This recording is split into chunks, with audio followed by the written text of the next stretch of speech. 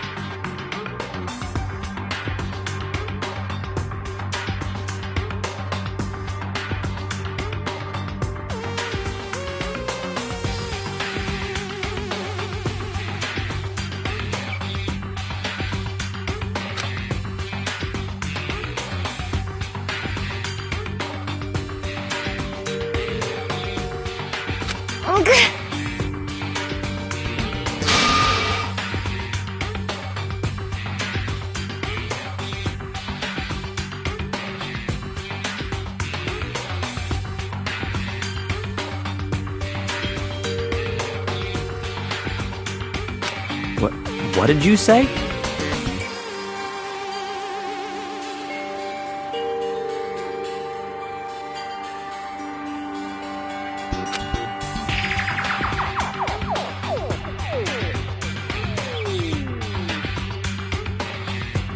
Why?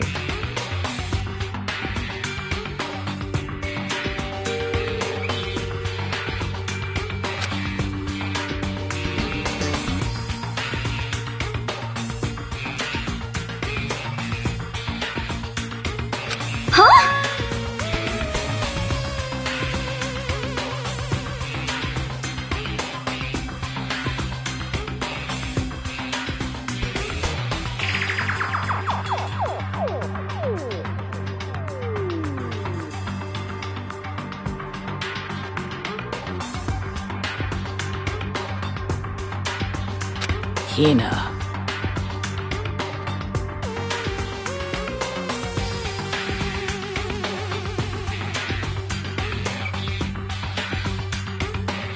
No way!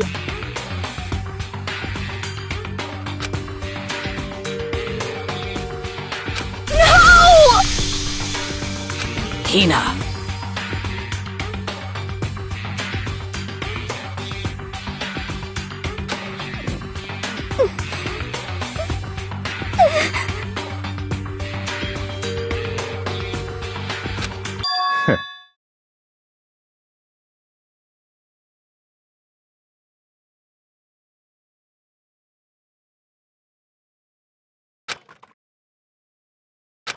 But...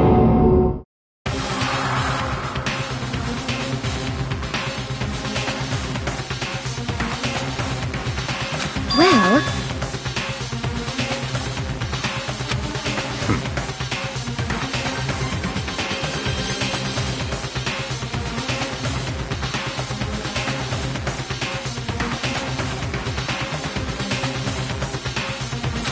Huh?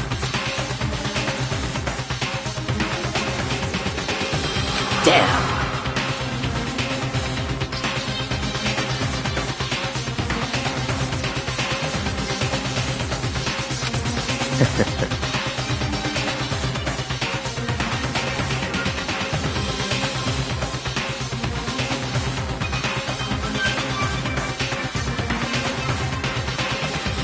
Bastard!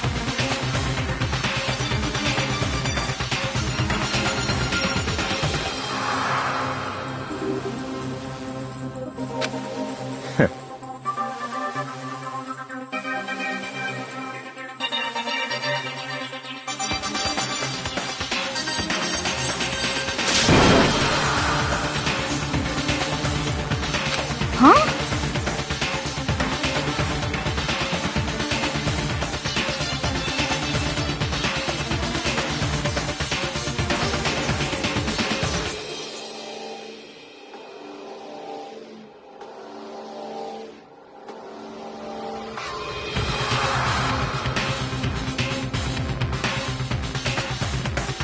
Damn.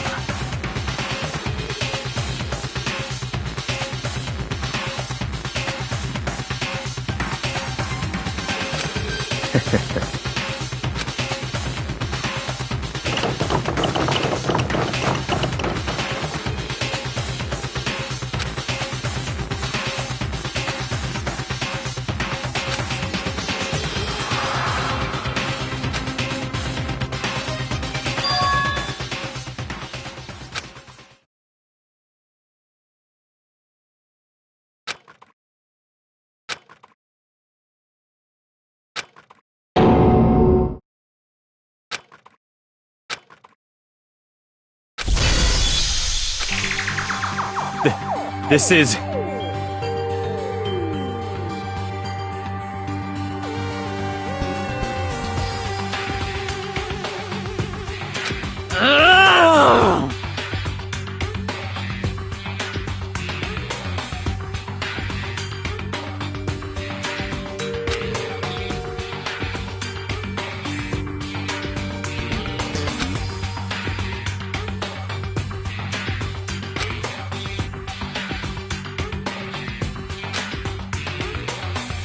Huh? Stop talking.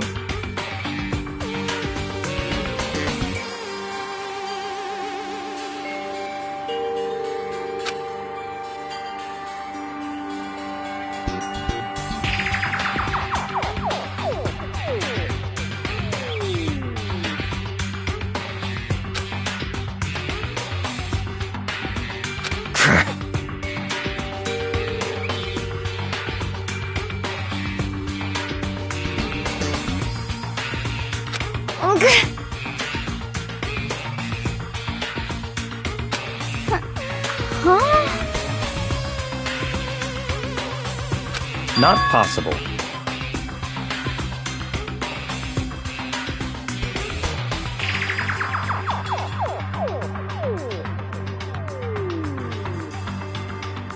Huh?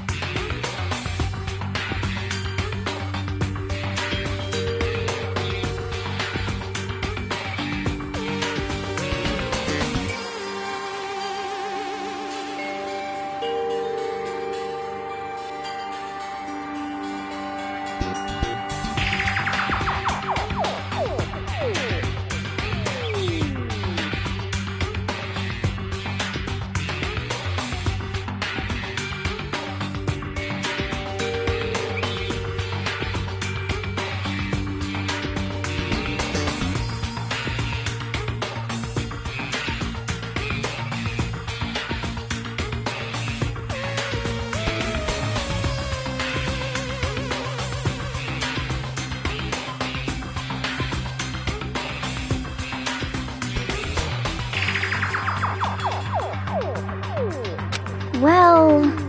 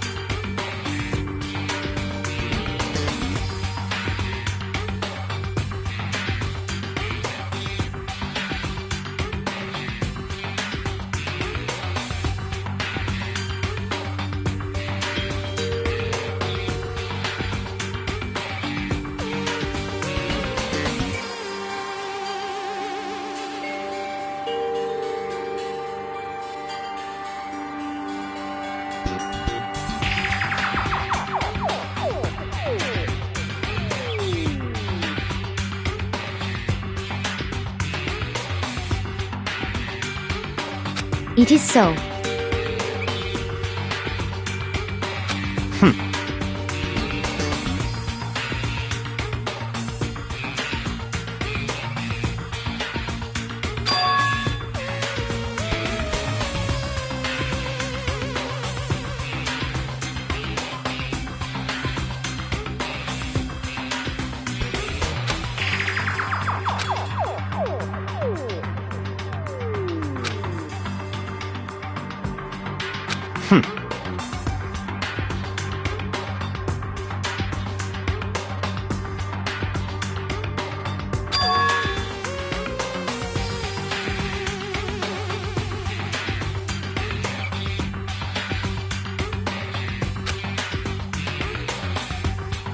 That's fine.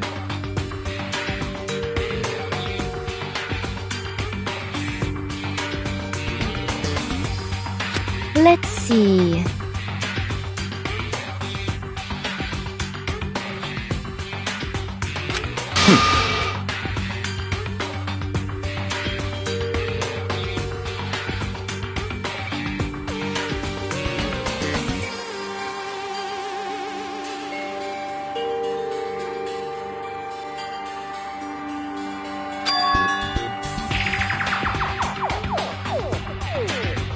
That's right.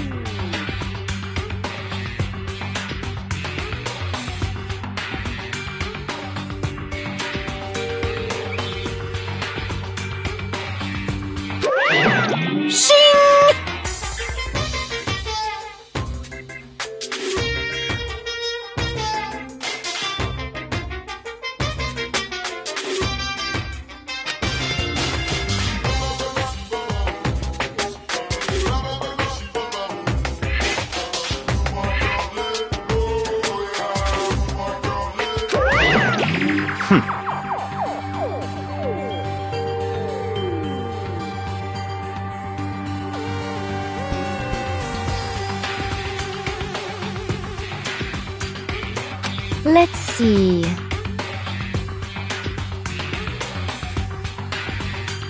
Perhaps.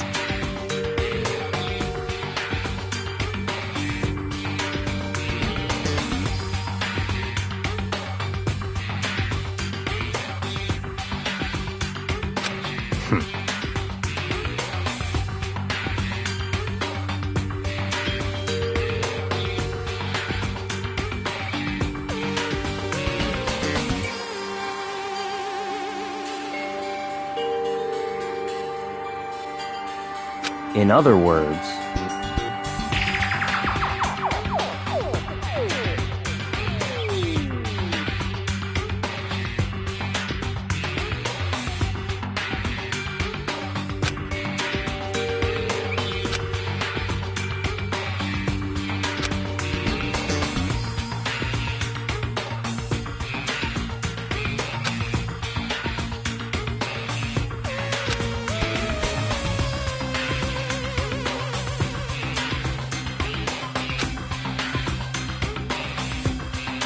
what?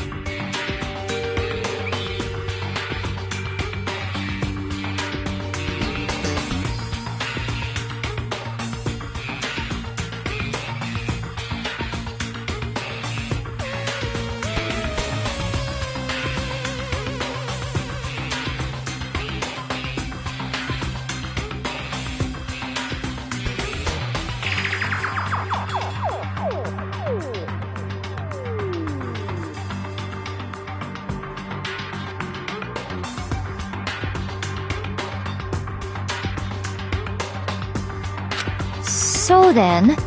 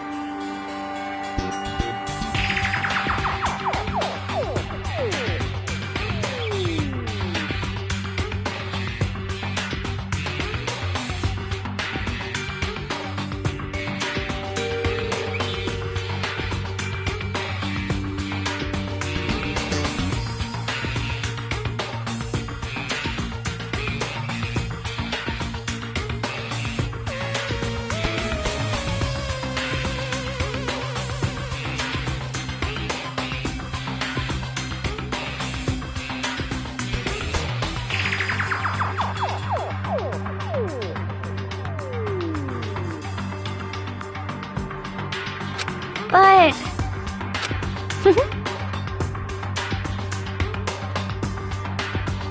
'Cause, I mean... Hina.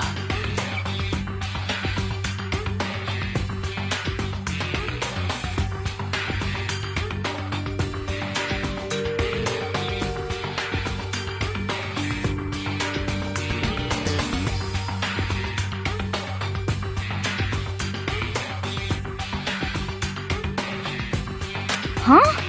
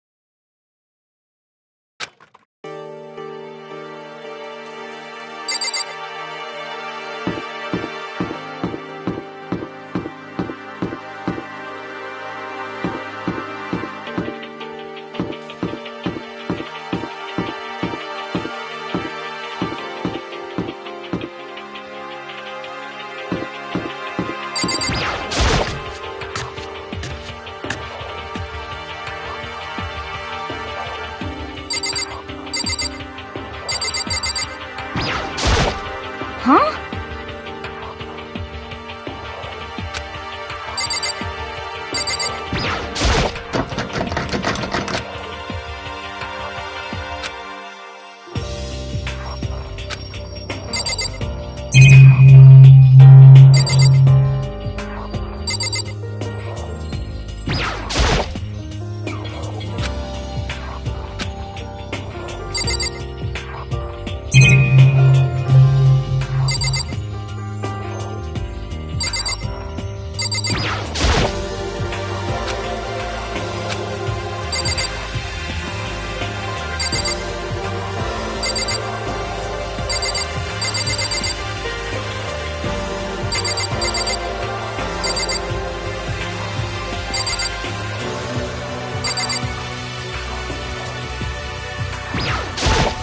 Damn!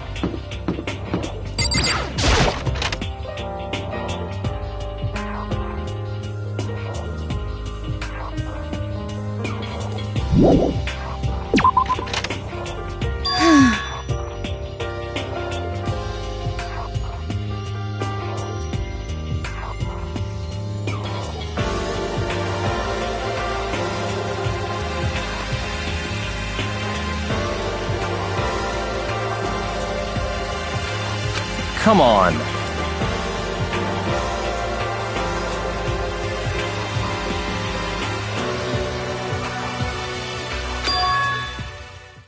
Indeed.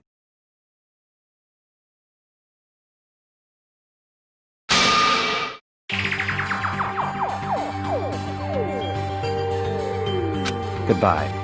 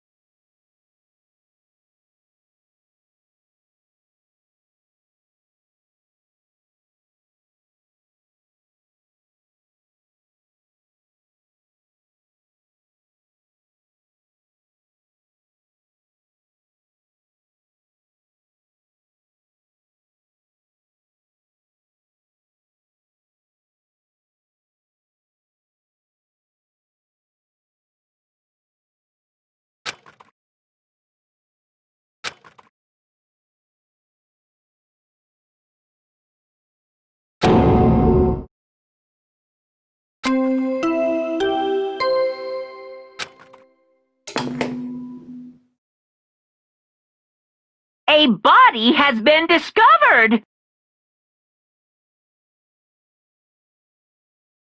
After a certain amount of time, which you may use however you like, the class trial will begin.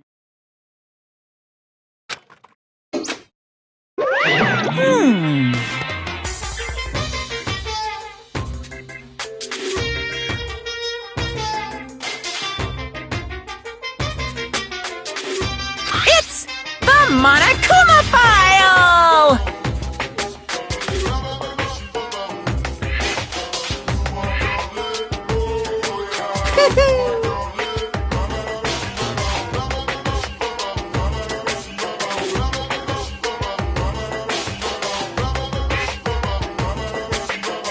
What?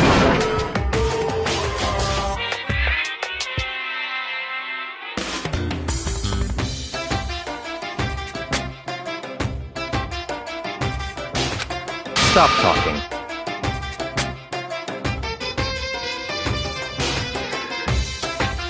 Punishment is waiting for you.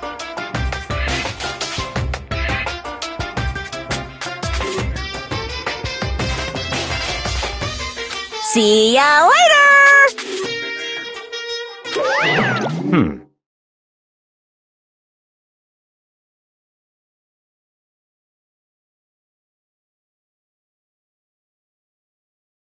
What the heck?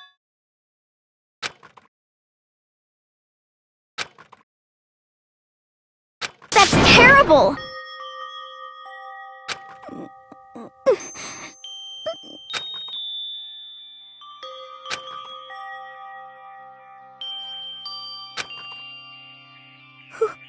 Who would do this? Why? Why?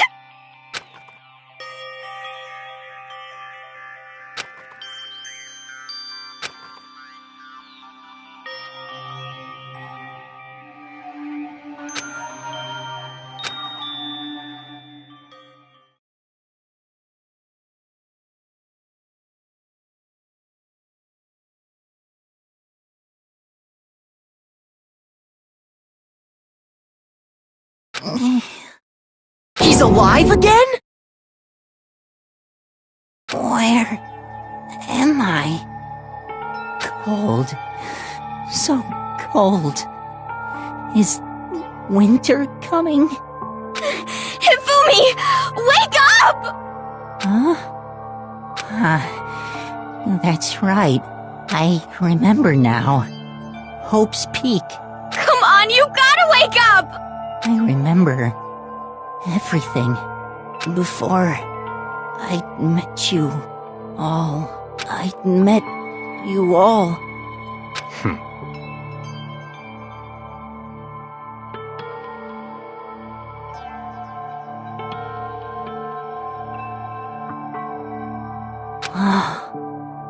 The light.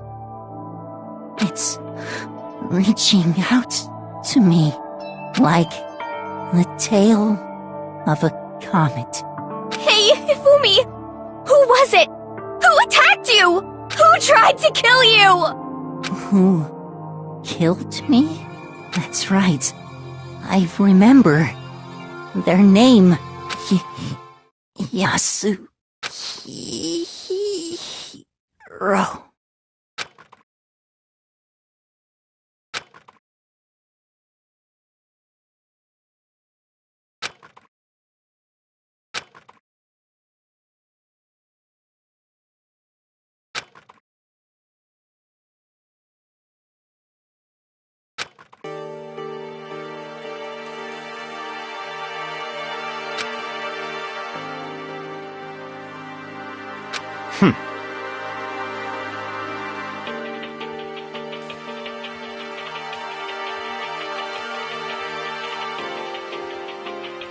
Honestly.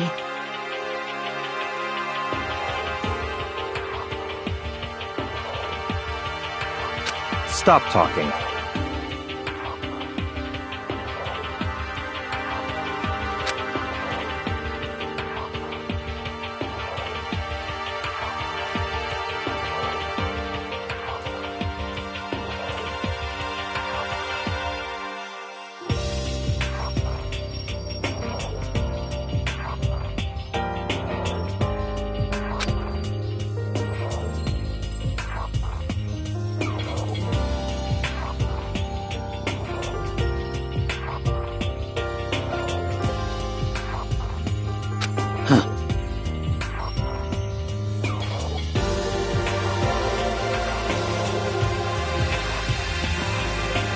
Then perhaps...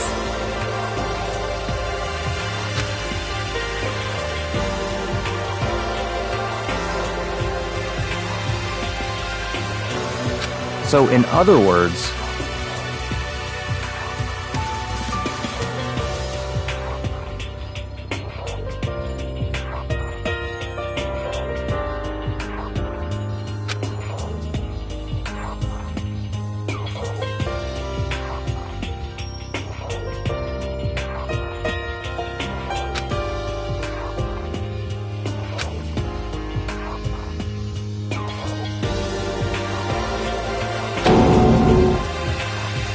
What is this?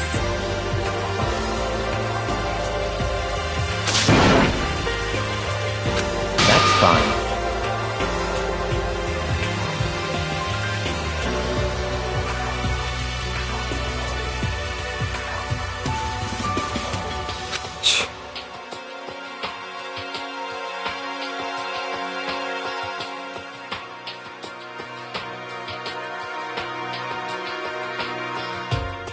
Indeed.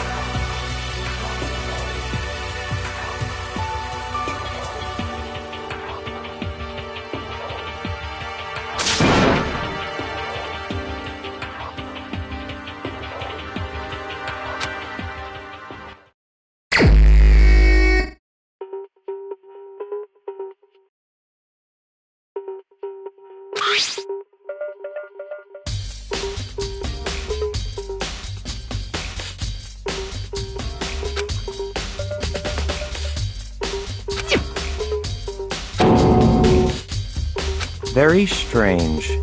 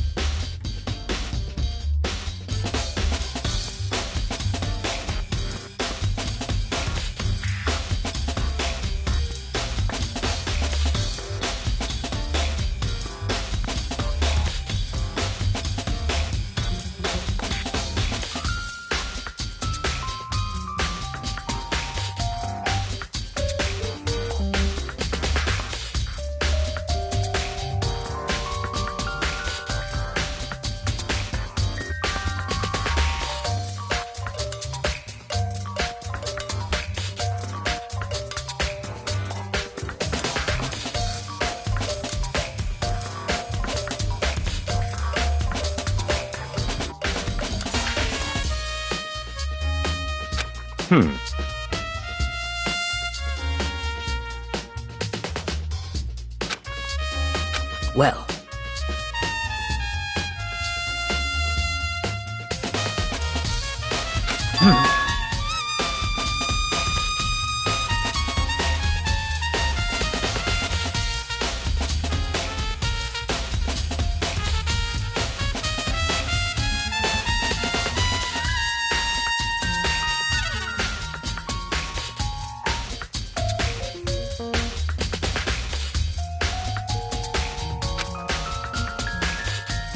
Perhaps.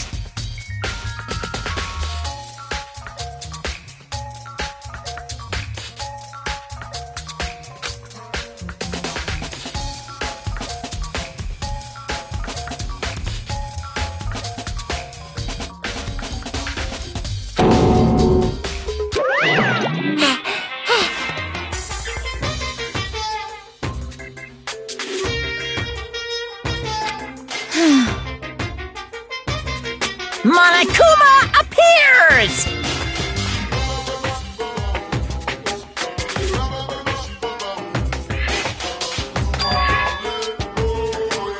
Yep.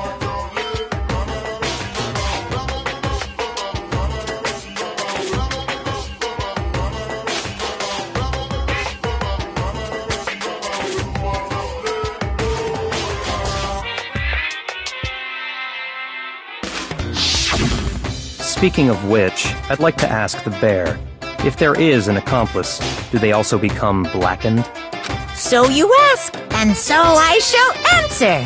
Each murder is allowed to have an accomplice, but only the one who does the killing will get to graduate. So in other words, two people can work together, but one of them has no chance of profiting from it. Then there's no way anyone would work together, right? In other words,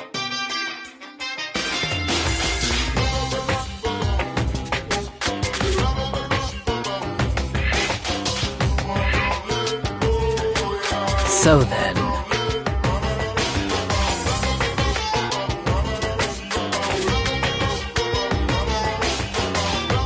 Hey,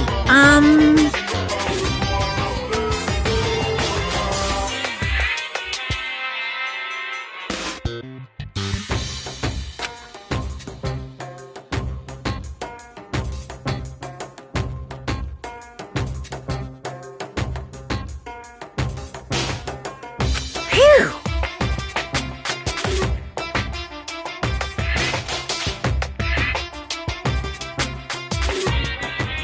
So, in other words,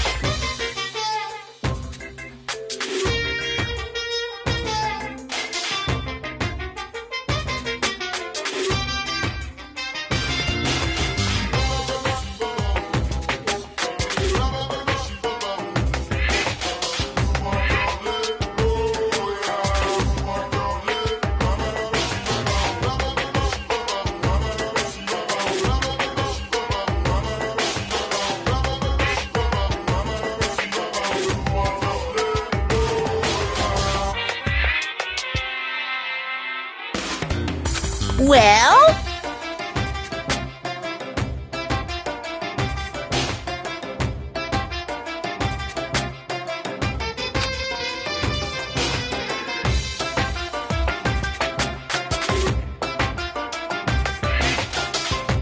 extreme!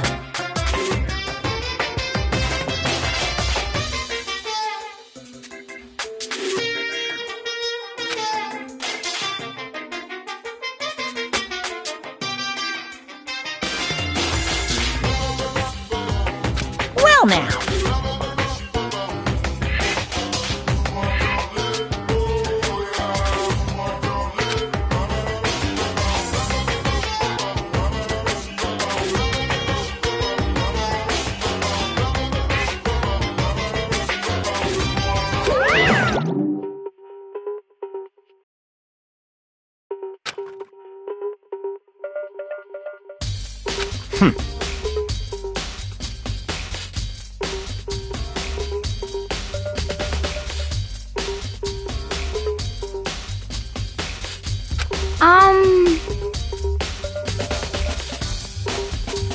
However...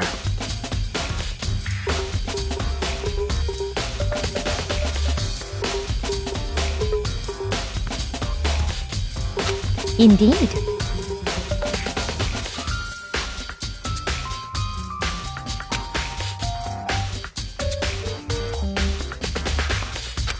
So,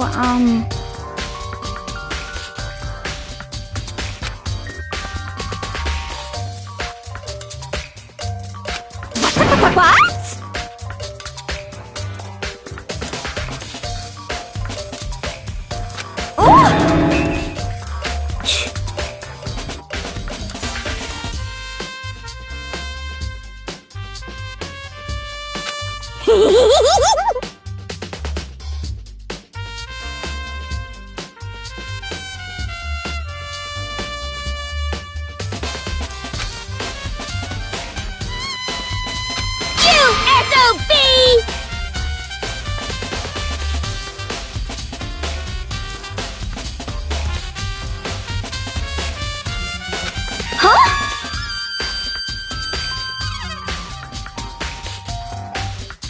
You've gotta be kidding!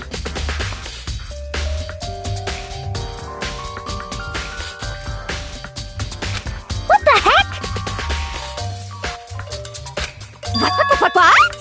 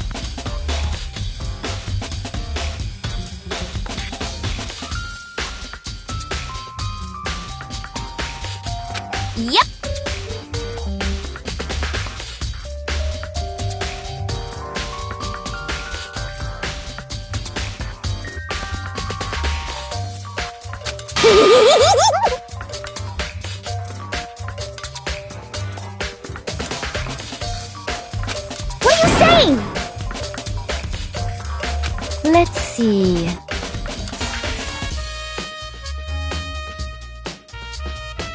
So then...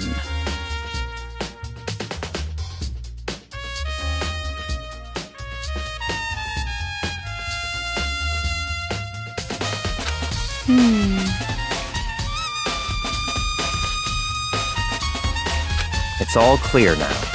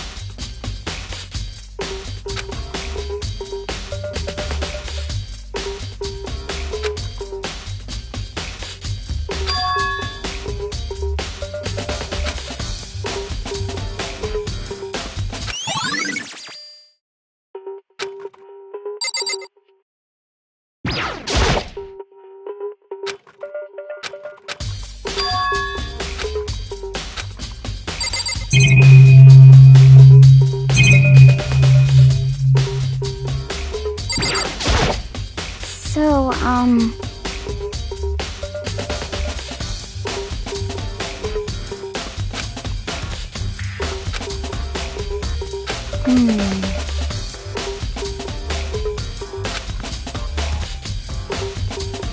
But...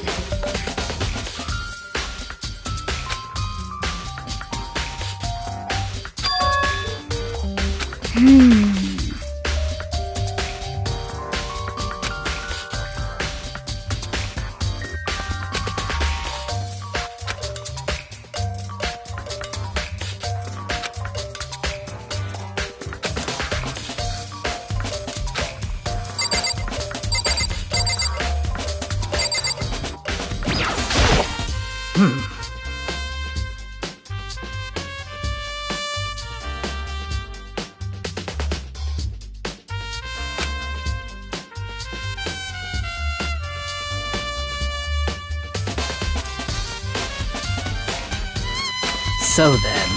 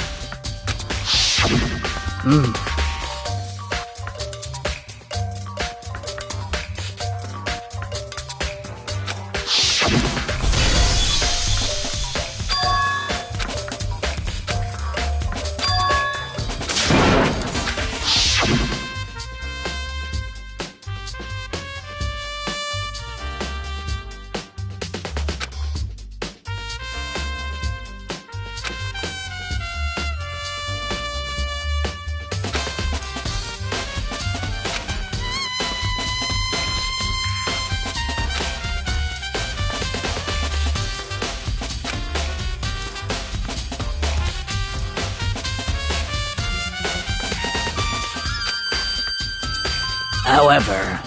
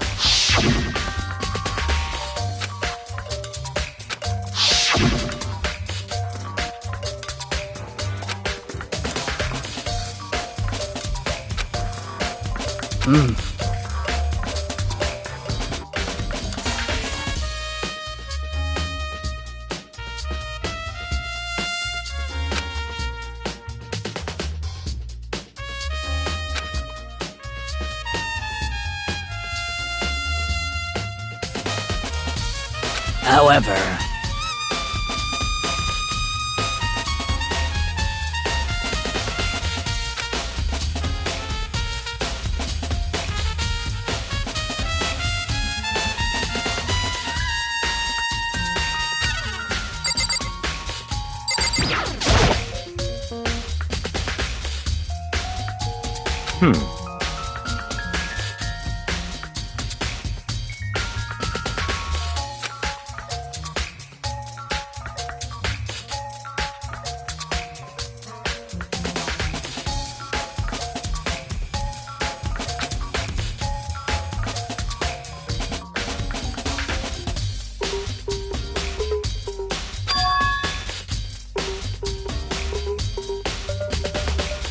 So in other words,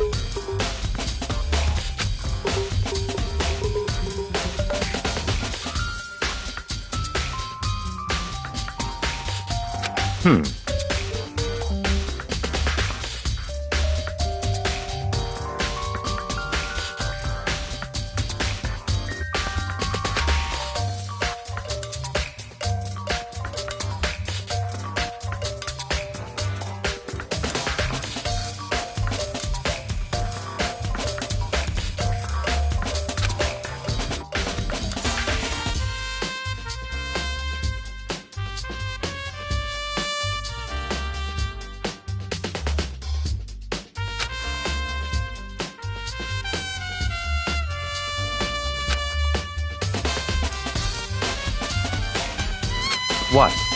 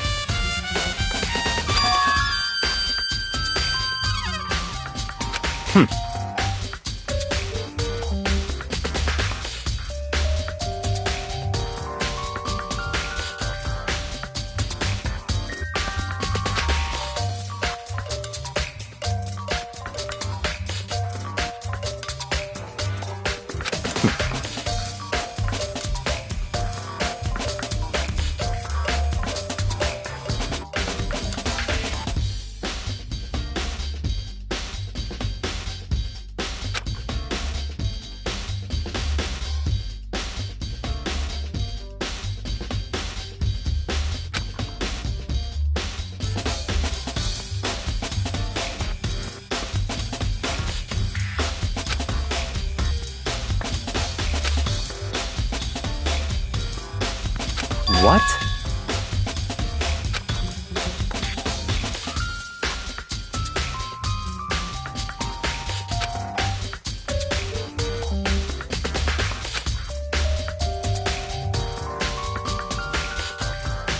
I see.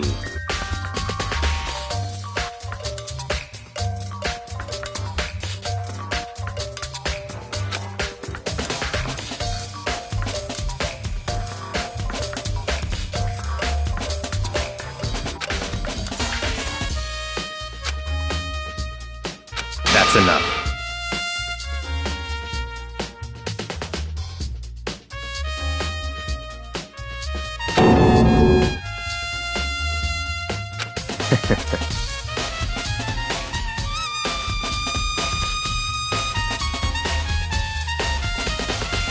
Goodbye.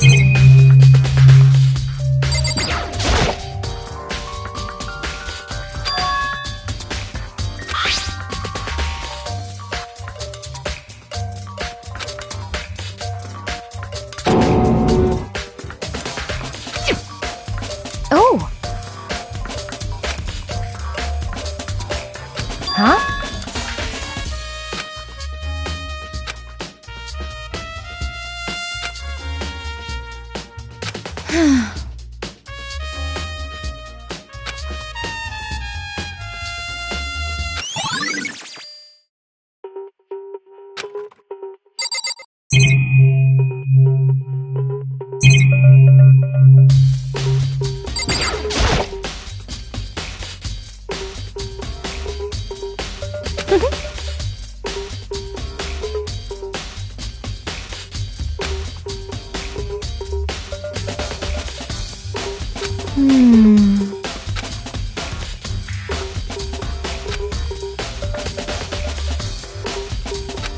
see.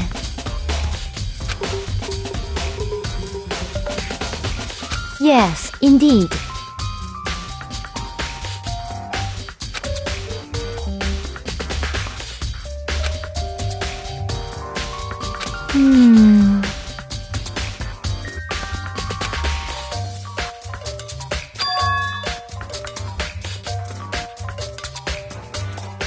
Indeed.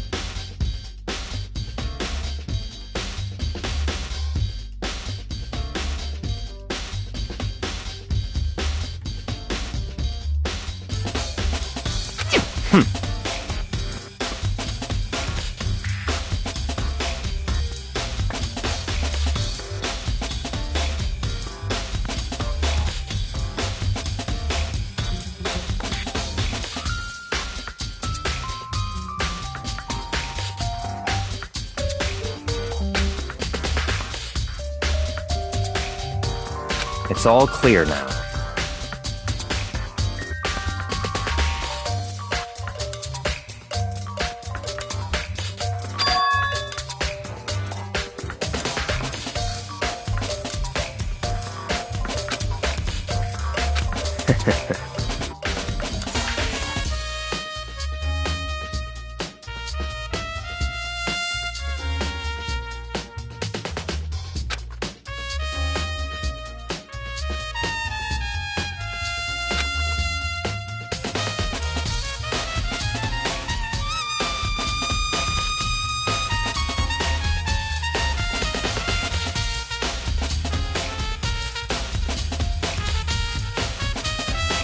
Goodbye.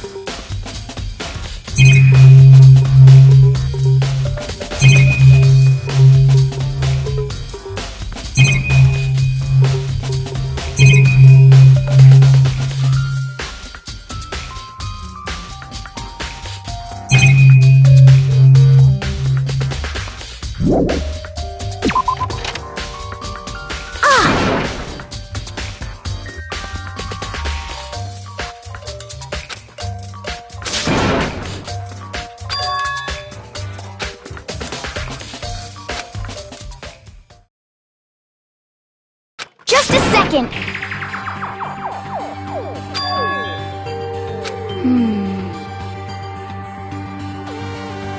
Okay.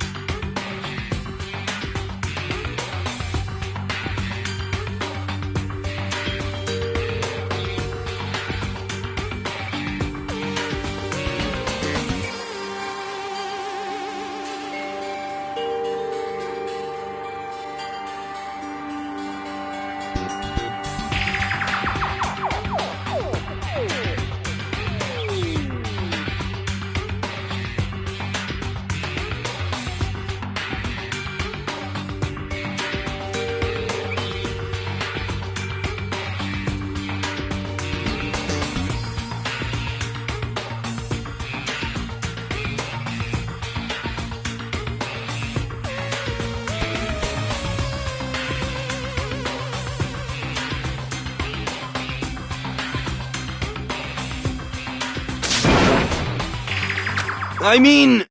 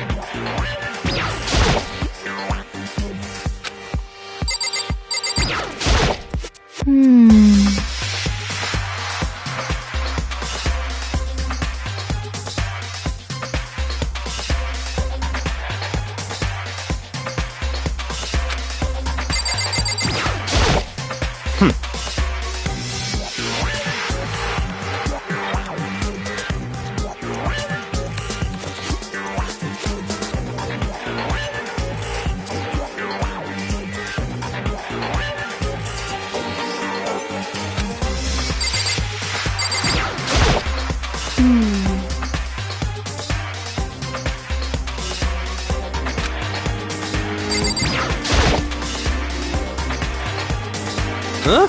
Oh, hey, Makoto!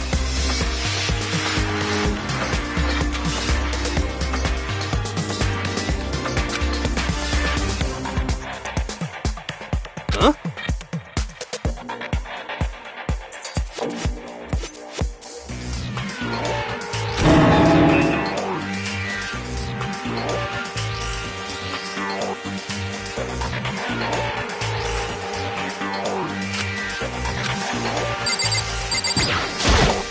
Right.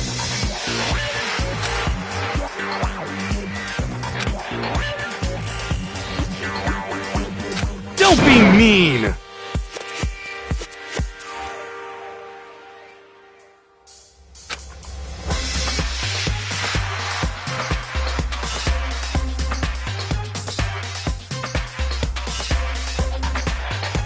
What?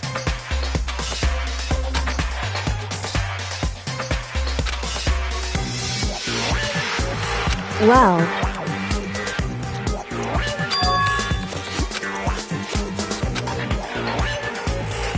It's nothing.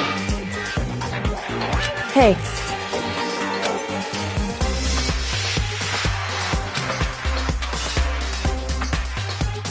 And? I mean...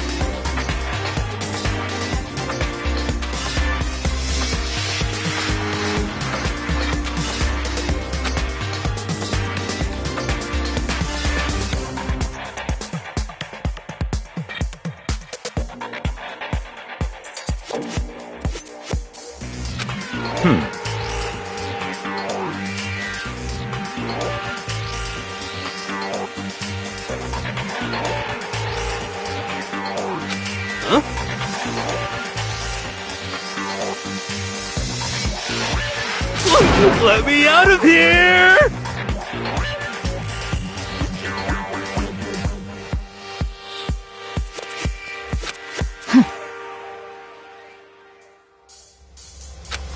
Got it all wrong!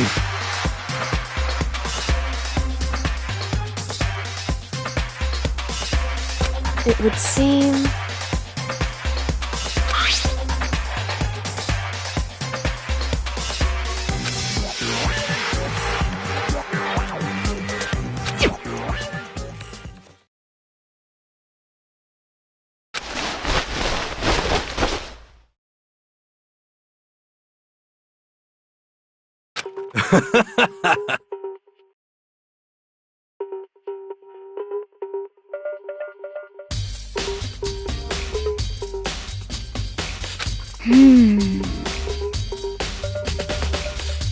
So then...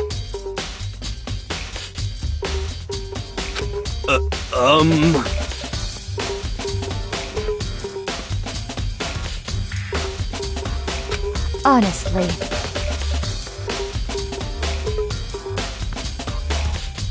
Is that okay?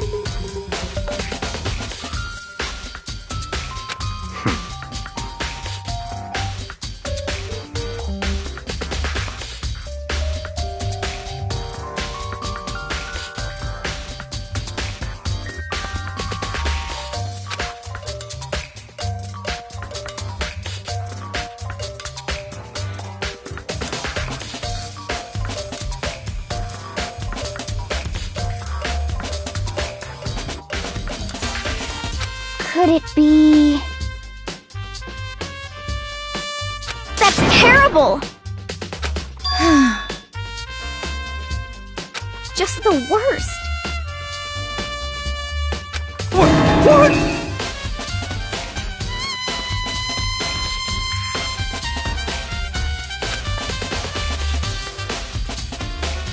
That's right.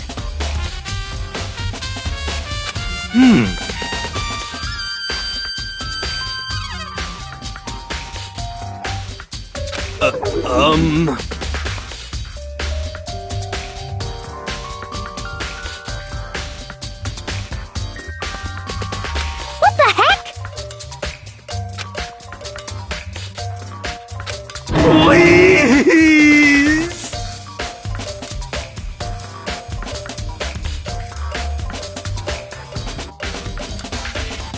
What are you saying?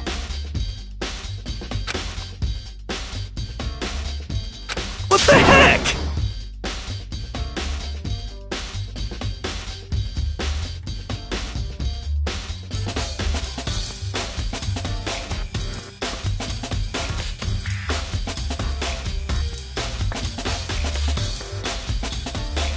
Okay.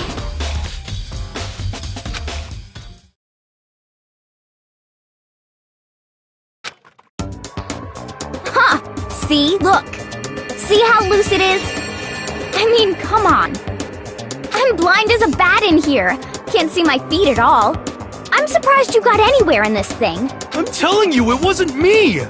And not to mention, you totally can't bend at the waist. Seems like a pretty obvious oversight. That's not a very nice thing to say. I mean, it's not like I made it. I just got caught up in the moment. Well, either way, now we know for sure, right?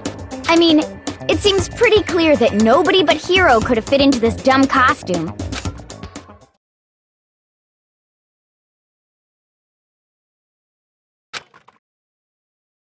Ah.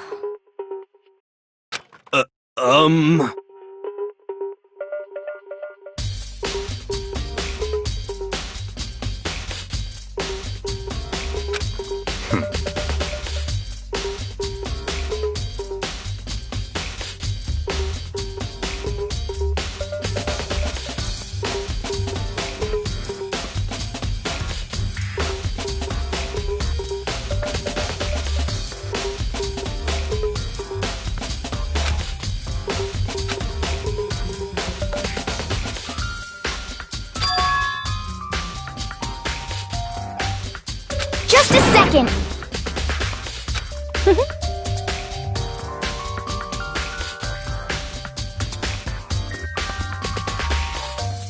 But...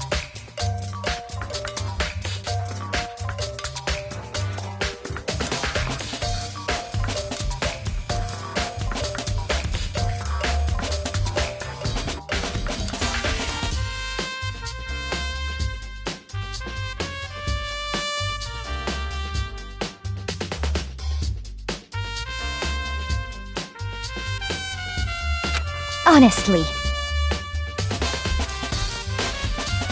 what the heck?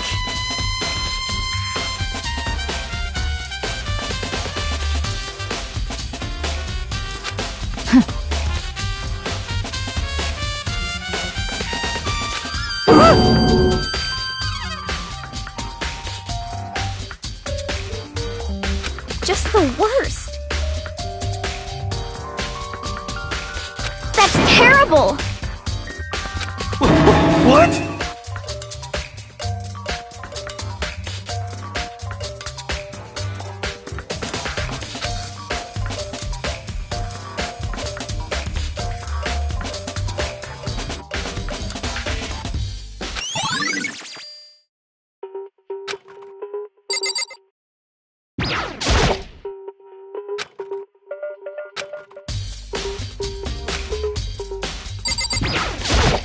What the heck?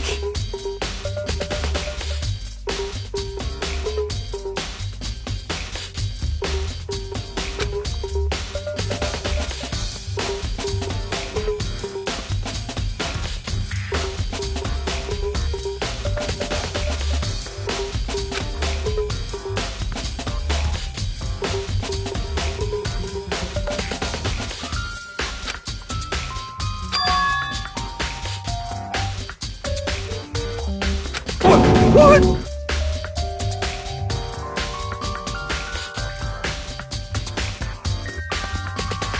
Just the worst. Please!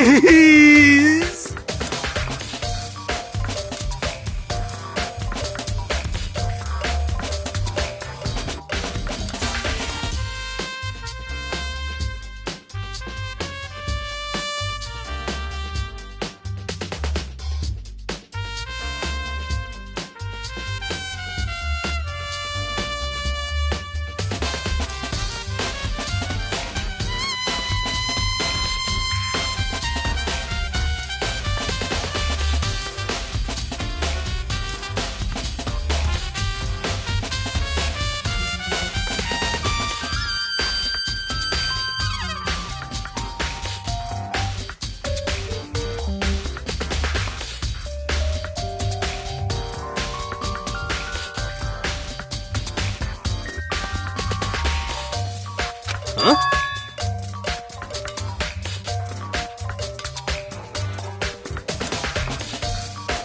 How about that?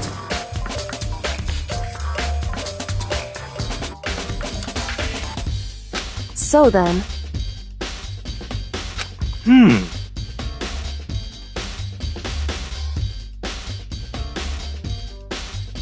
I'm at least 30% right!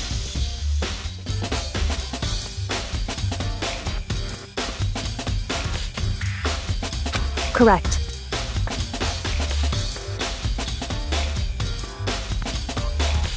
Please!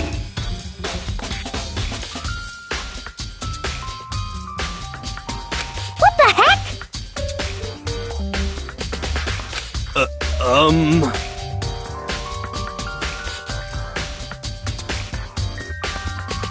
Oh, so then.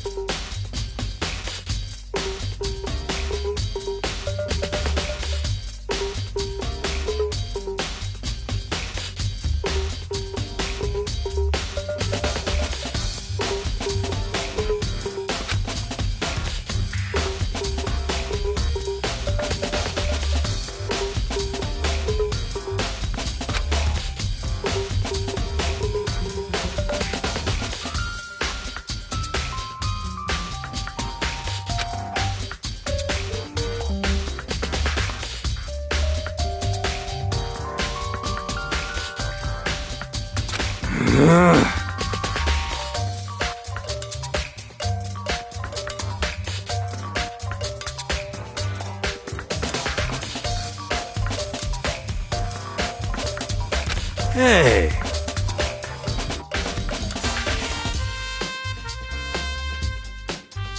Just the worst. So, Huh?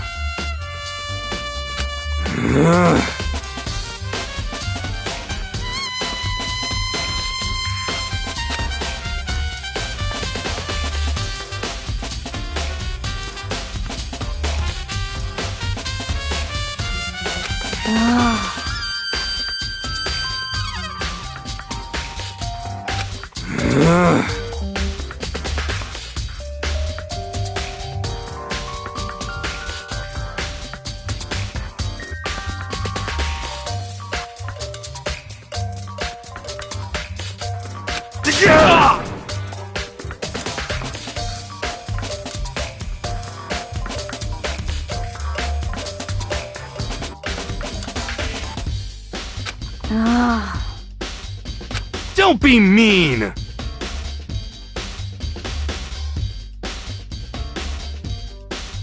Just a second!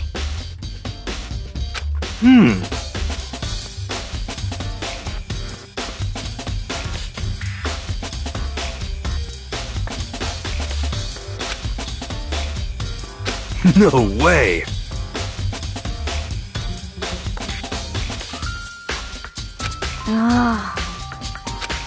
Please!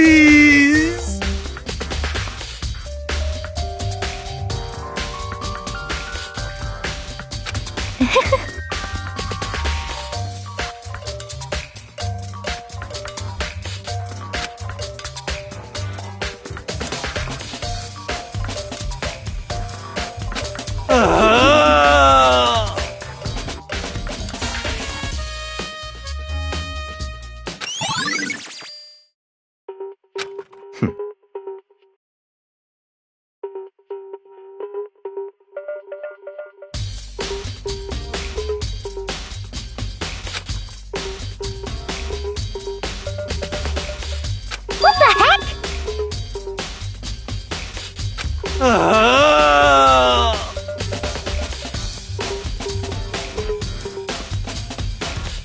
Just the worst.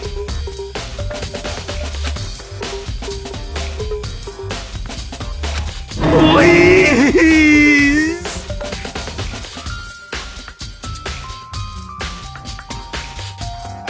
What are you saying?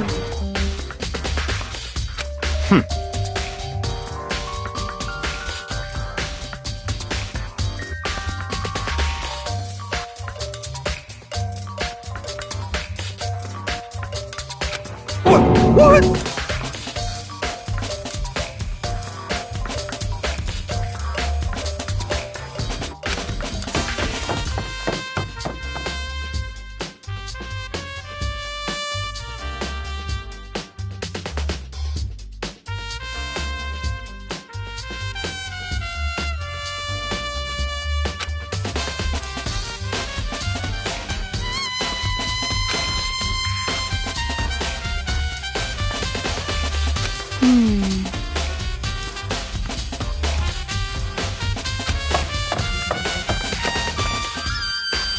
Makoto.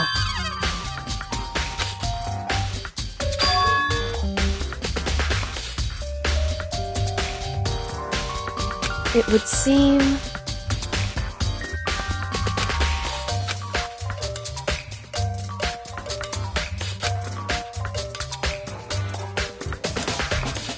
Why is that?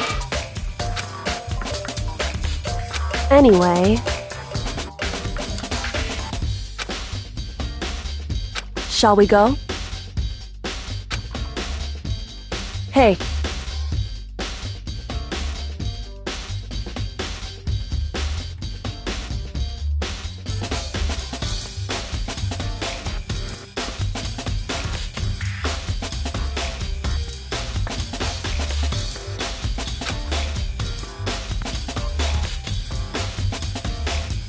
Correct.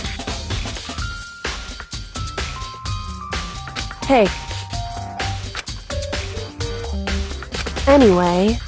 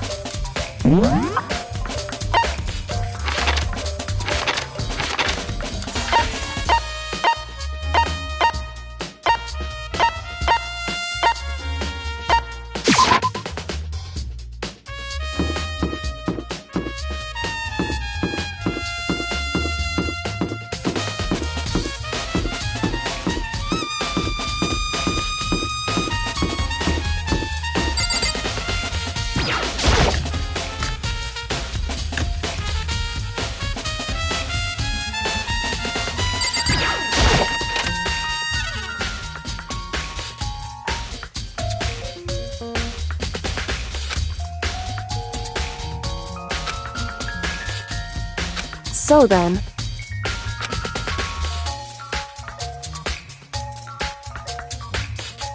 I knew it.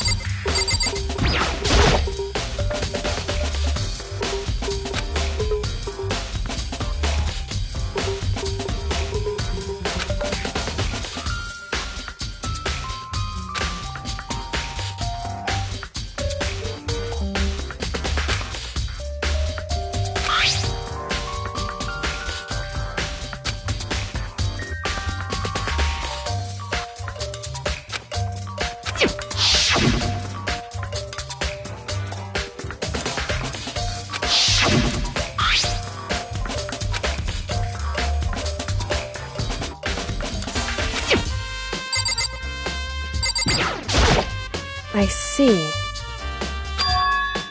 Hey.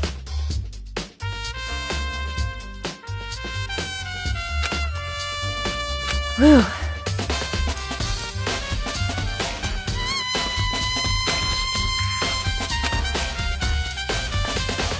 So then...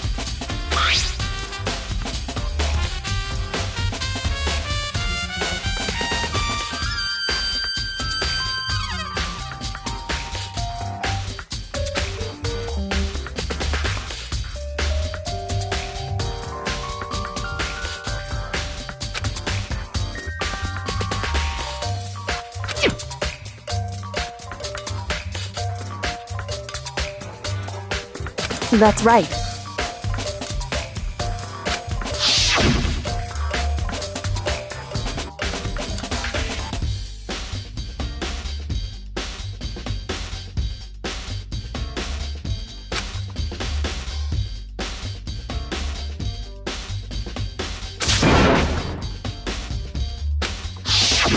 In other words...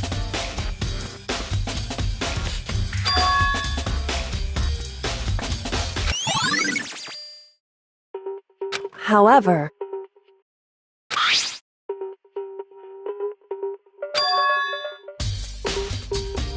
Makoto. Because...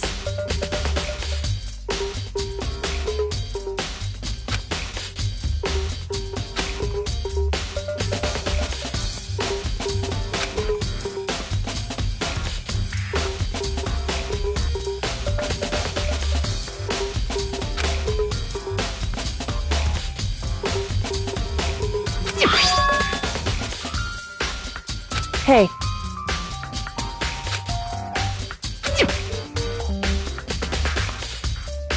Is that right? So then...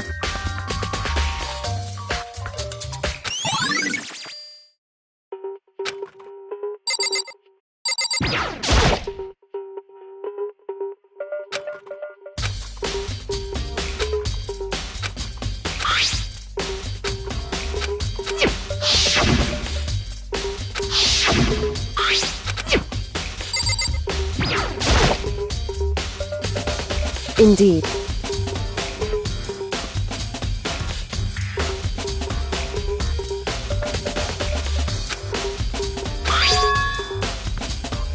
That's right. Indeed.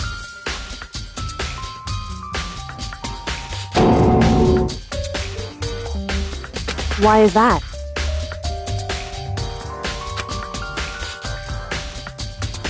Hey.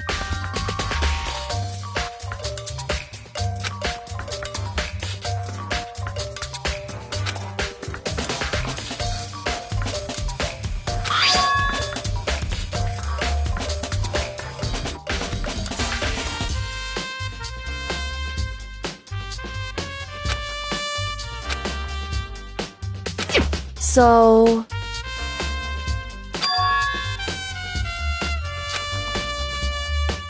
However...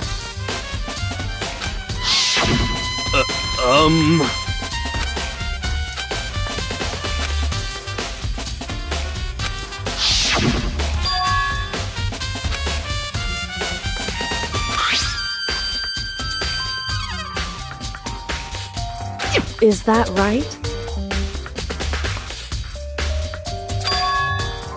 So...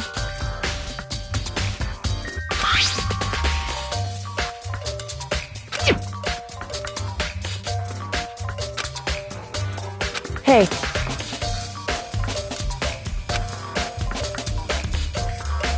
So then...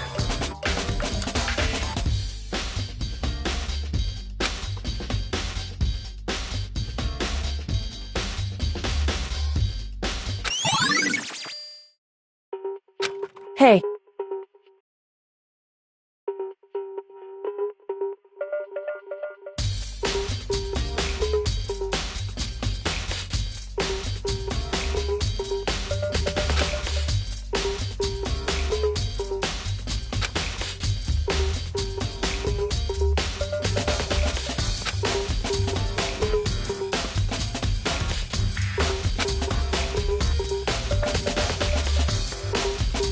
Is that right?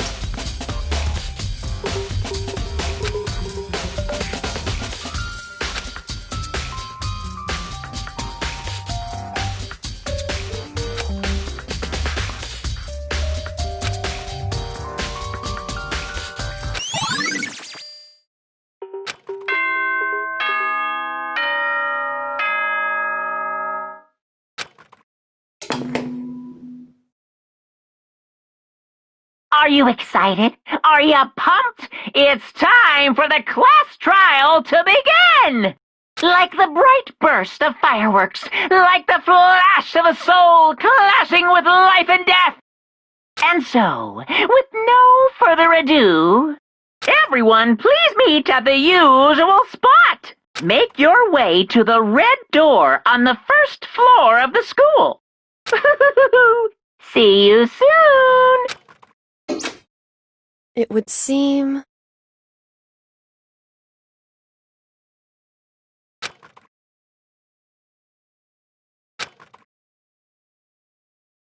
Shall we go?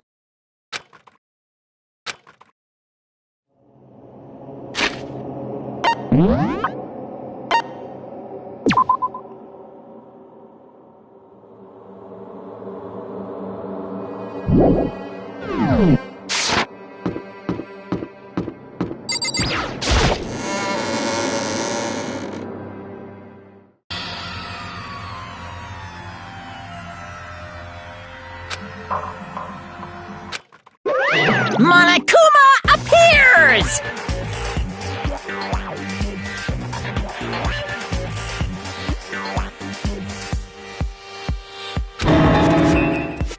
Wrong!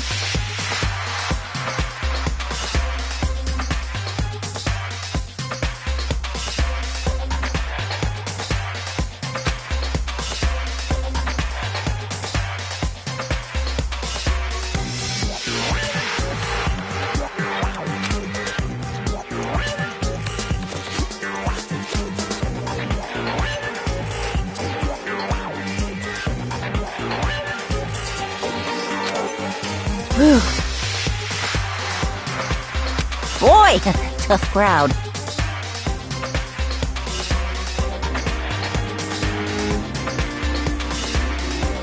Stop talking.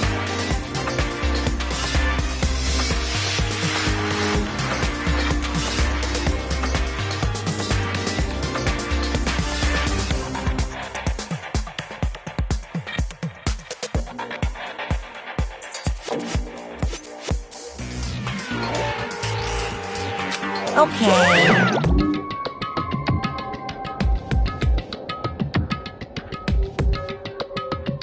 Hey! Hey!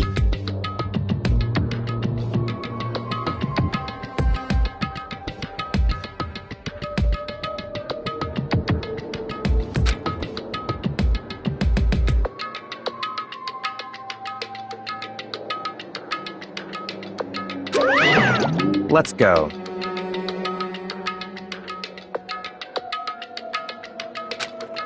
Please!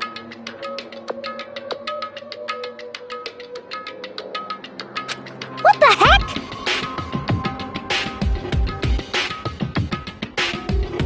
What the heck?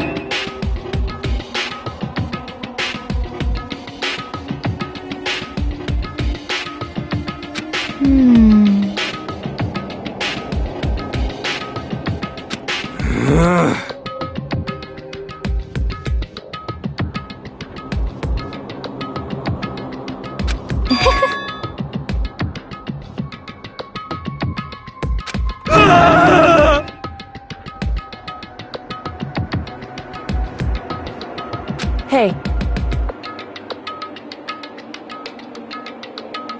That's right.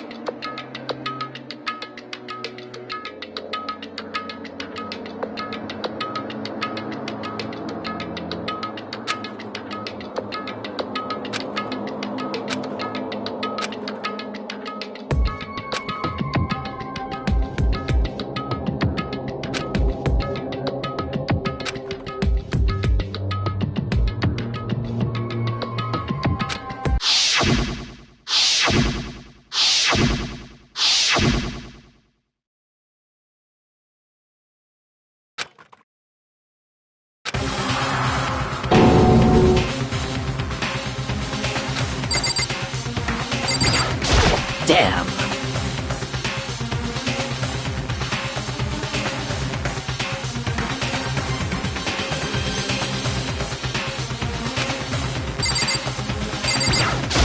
Just the worst.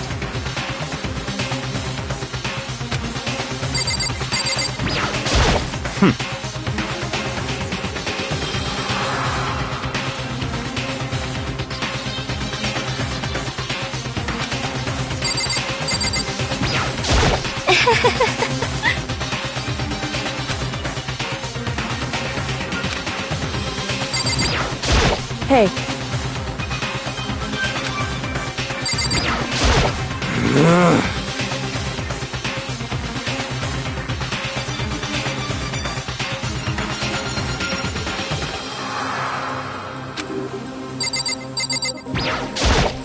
Yes, yes.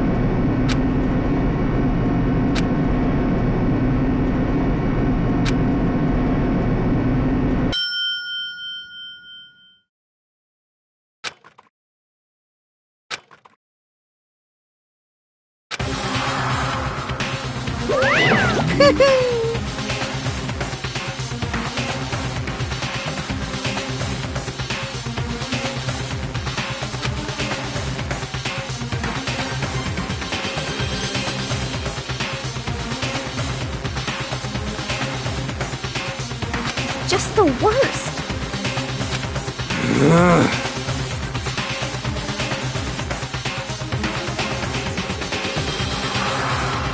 What?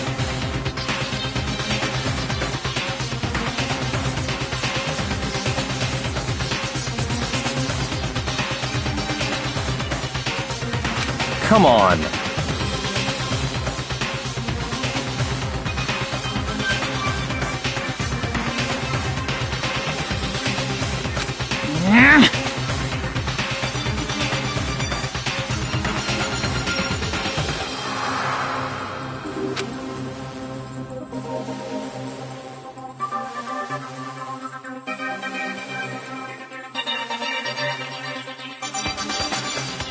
Yoo-hoo!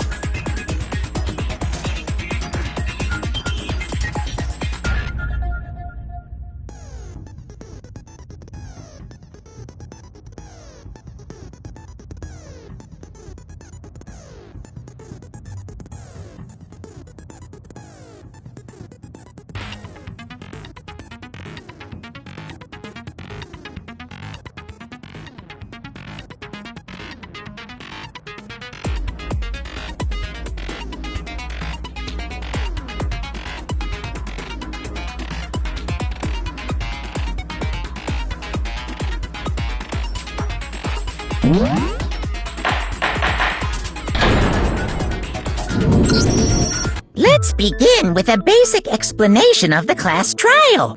So, your votes will determine if you can figure out who done it, then only they will receive punishment. But if you pick the wrong one, then I'll punish everyone besides the blackened, and the one that deceived everyone else will graduate.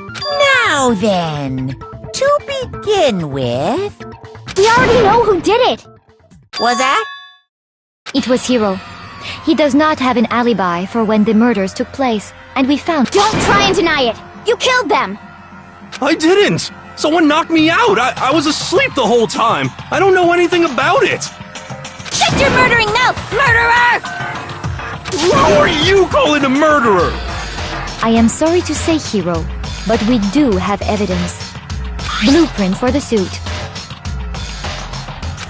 Parts we assume were used to build it. And all of it was found in your room. You have to admit, the evidence is quite compelling. It points to you as having created the suit and wearing it while committing crime after crime. How many times do I have to tell you? I don't know. I don't know.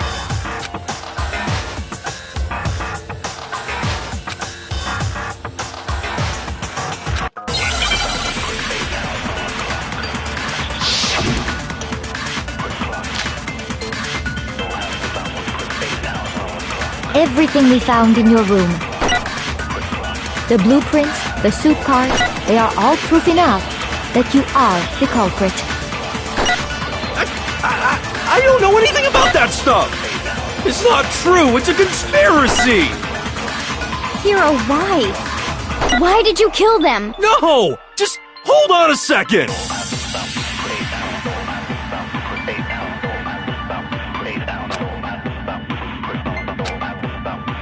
Everything we found in your room.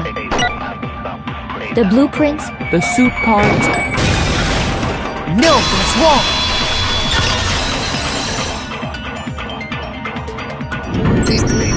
Are we sure Hiro really made those blueprints? What do you mean? Well, take a look at this. It's the note that Hiro wrote, asking everyone to meet up after Alter Ego disappeared. The handwriting's obviously different, wouldn't you say? When you compare it to the blueprints. There's no way you could think the same person made both of them. Unless that person made it a point to disguise their handwriting. No, the differences are bigger than that, I think. Come on! I'm not smart enough to think of trying to change my handwriting anyway. So Makoto, are you saying you don't think Hiro's the culprit? And he's not the only one. I think Hiro's innocent as well. What? Then who was in that Robo-Justice suit? Is it like Hiro said? Was there really someone running around in a second suit?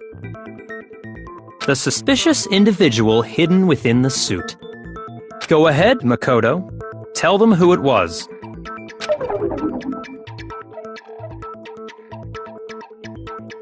So? Who was in the Robo-Justice suit?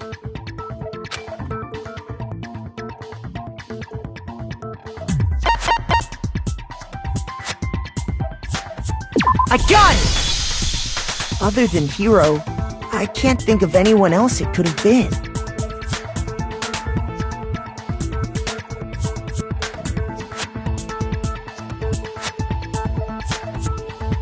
Obviously, he was the one in that particular suit, and we never found any kind of second suit. Then there can be no doubt. Hiro is the prime suspect. That doesn't make any sense! You just said Hiro didn't do it! It makes perfect sense. Hiro was the suspicious individual in the suit, but he's not the culprit. So what you're saying is... That's right. The culprit in this case has nothing to do with being in the Robo-Justice suit. What? Now that's a bold assumption! And what reason do you have to make such a statement? You do have a reason, yes? Of course. But before we get to that, there's something else we need to clarify first. So let's get that out of the way. Hey, stop trying to boss us around! All things have a proper order. So what is it? What needs to be clarified? We must clarify the method of transportation for Taka's lifeless body.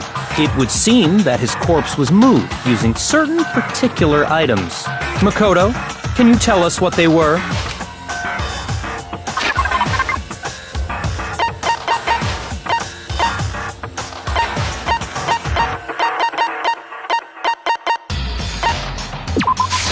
I got it!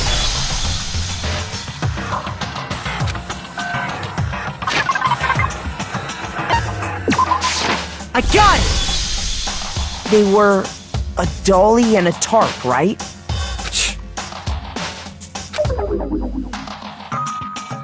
So, let's see if I can explain.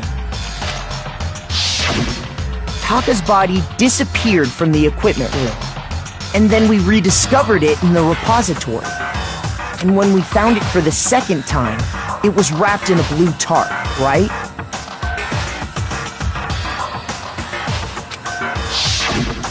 It was the same tarp that, up until then, was stored in the equipment room. So the killer must have seen it there and decided to use it when they moved Taka's body. That way, they wouldn't leave any bloodstains while they were moving it. Okay, that explains the tarp.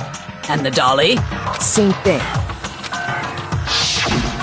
I'm sure the dolly was in the equipment room when we first found Taka's body there. But when the body disappeared, so did the dolly. Later, when Taka's body reappeared in the repository, so did the dolly. In other words, you think they used the dolly to move the body, am I right? But are you sure you are not mistaken? Huh? Are you absolutely positive the dolly was in the equipment room when we found Taka's body? That dolly was made specifically for moving large objects between the repository and the art room. It would be very strange indeed to discover it had made its way to the equipment room. Is it not possible that it was in the repository all along, and you simply didn't realize it? She's raised an objection. How do you respond? There is no shame in being wrong. Nobody expects much from you anyway.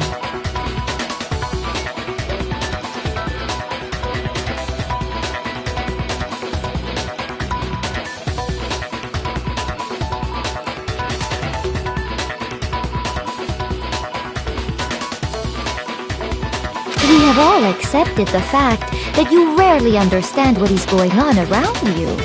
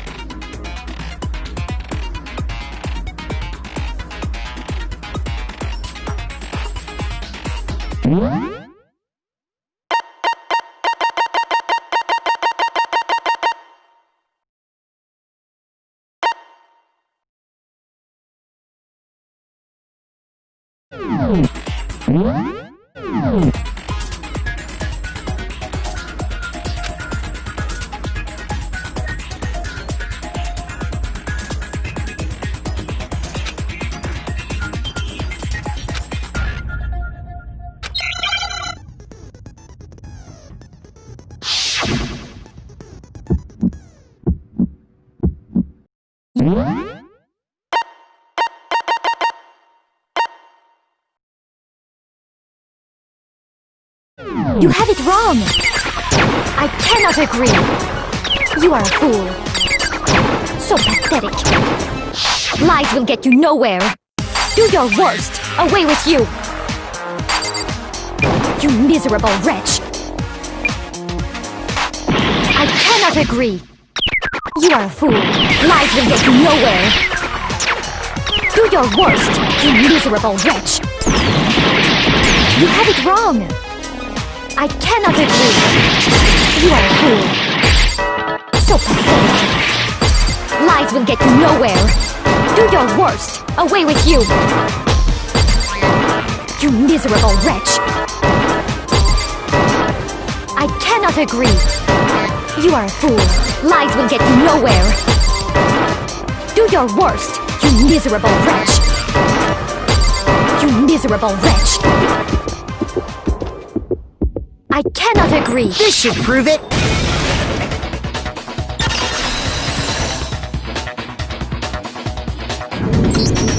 If you're asking for proof that the dolly moved, I have it right here. When I found the dolly in the repository, one of the wheels had a blood stain on it. There was a pool of blood in the equipment room with a tire mark in it that matched the dolly wheel's tread. The killer probably rolled the dolly through the blood on accident as they wheeled the body out of the room, and as the blood dried on the tire, they moved the body into the repository. So there's my proof that the dolly was used to move Taka's body.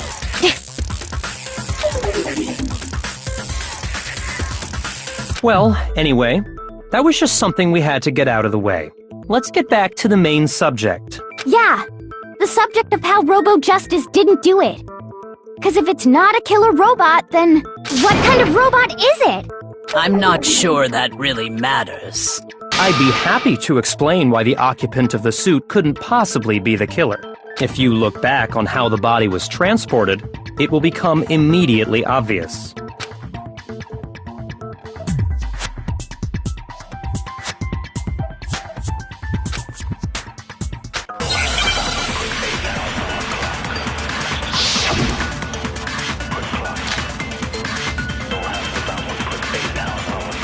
As we know, Taka was killed in the equipment room. And from there, the body was moved to the repository, correct? Yeah, the culprit wrapped the body in the tarp, then loaded it onto the dolly and wheeled it off, right? Now, keep in mind that the dolly doesn't have a handle.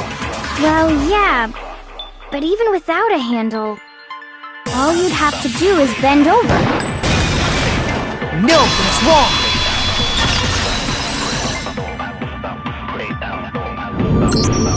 You're absolutely right that you could push a dolly without a handle if you stoop down low. But if you were wearing that suit, do you think you could actually get into a position like that? What do you mean? Think back to what you said when we were all checking out the suit together, remember?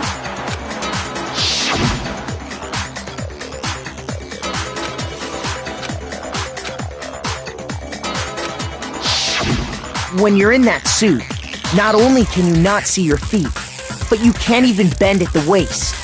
Am I right about that? Now that you mention it, yeah. It seems like it'd be awfully hard to push that dolly if you couldn't bend over. Well, what's to stop you from simply pushing the dolly with your feet? When you can't even see your feet? You really think someone could kick the dolly all that way? Yeah, it'd be totally impossible! Not that I can say for sure myself. On top of that, if you were wearing such a rigid, cumbersome suit, it's very unlikely you would have the dexterity to go about wrapping the body in a tarp. Well, I mean, isn't that just a matter of taking off the suit when you're ready to move the body?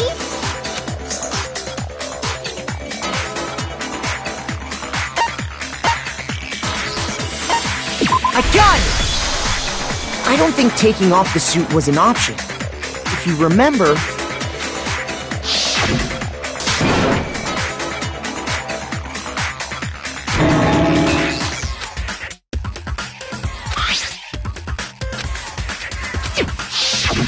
That's true. It seems impossible to put the suit on or take it off without help. Then, you really can't take it off by yourself?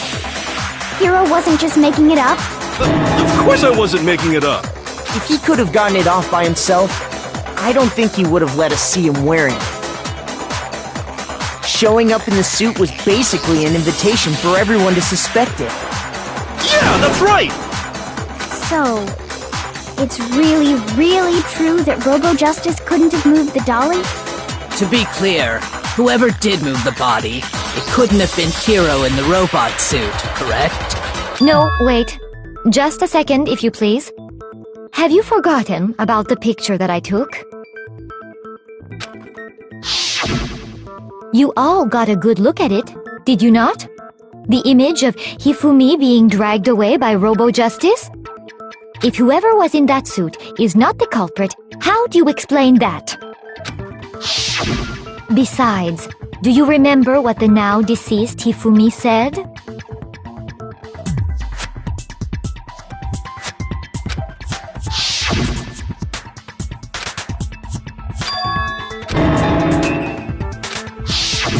So long as those facts exist, the proper conclusion is beyond question. The individual inside the suit and the culprit are one and the same. It was Hiro, without a doubt. Yeah, that's gotta be right. Hold on a second! It's still far too early to reach that conclusion. Besides, there's no hurry to decide who did it. Before we rush to a verdict, shouldn't we explore every single possibility? Instead of seizing on one viewpoint, the truth is uncovered by analyzing things from every angle. Perhaps, but where do we go from here? Let's review this series of unfortunate events from the beginning. Maybe we'll uncover something new. What a pain in the ass! I don't disagree, but our lives are on the line. If this is what it takes, we have to do it. Plus, maybe we'll get to find out where the heck Kyoko was when everything went down. All right then, let's take another look back at what happened. I suppose we could start with this morning. 4 of us gathered together in the dining hall. Makoto, Hina, Kyoko, and myself. We waited there for quite a while, but nobody else showed up, so we went to look for everyone. That was around 8 a.m. And as soon as we split up, Kyoko went missing. Soon after that, Hina found Celeste in the rec room and quickly came to get Makoto and me. It seems I was unconscious for about an hour after I was attacked by my mystery assailant. I know it was an hour because I remember being attacked a little after 7. That was when we saw Celeste's picture and discovered that her assailant had been wearing a strange costume. As it turns out, it was Robo-Justice. It also soon became clear that this same Robo-Justice had abducted Hifumi. We were soon joined in our search by Byakuya and Toko, and then went on to find Hifumi in the library. He was injured, so we took him to the nurse's office and resumed our search for the suspect. But not long after leaving the nurse's office...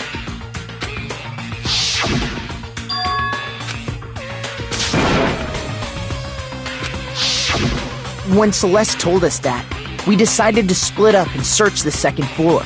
And soon after that... I saw someone moving around on the 3rd floor, and I yelled out to everyone as soon as I did.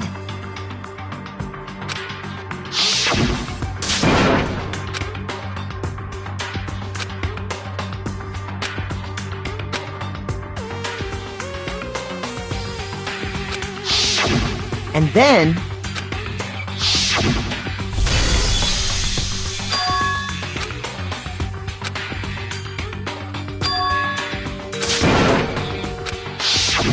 At that point, we decided to divide up into 2. Celeste, Hina, and I went back to the nurse's office, while Sakura, Byakuya, and Toko chased after the suspect.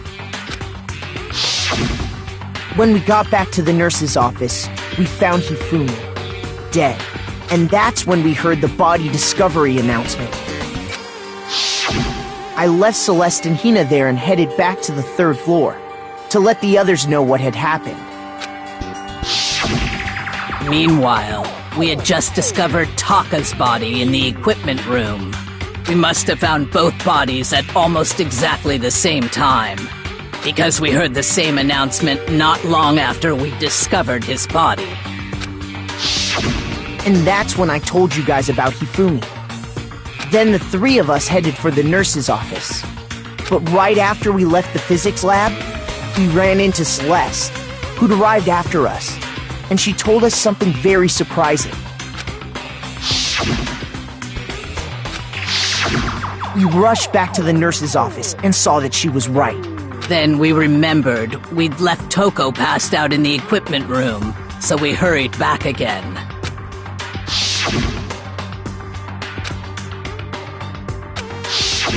But when we got there, we discovered that now Taka's body had also gone missing. Next thing we knew, we were searching the school for 2 missing dead bodies. And after some time... Celeste informed us that she'd found the bodies, and we all headed to the repository, which is where we rediscovered the corpses. I think that about covers it. I see. The whole thing sounds exceptionally complicated. It certainly seems to me that these are not a simple series of connected events. Okay, well, if that's true, then what? Rather than a single series of events, I think we have to consider each murder a separate situation. And from there, we can uncover the contradictions surrounding all of them. Now then, let's get started, beginning with what happened to Taka.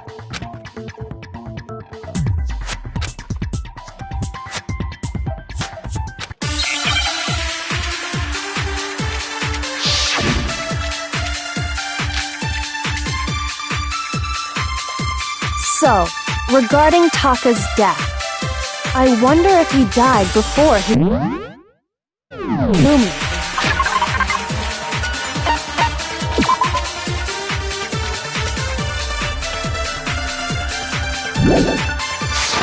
Or perhaps it was after? We already know what order they were killed in. Taka came last. What makes you say that? Because of the numbering of the Justice Hammers. It's true that Hifumi was killed with Justice Hammer 3, while Taka's death came from a swing of Justice Hammer 4. See? So it's obvious Taka came after.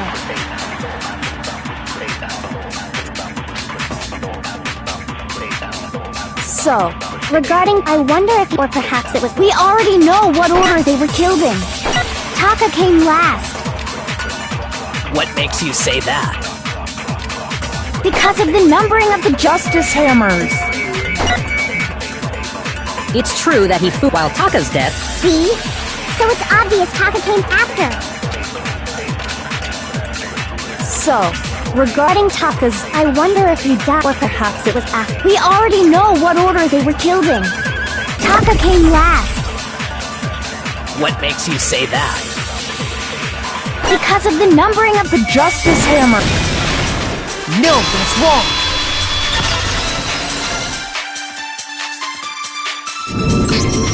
Hold on.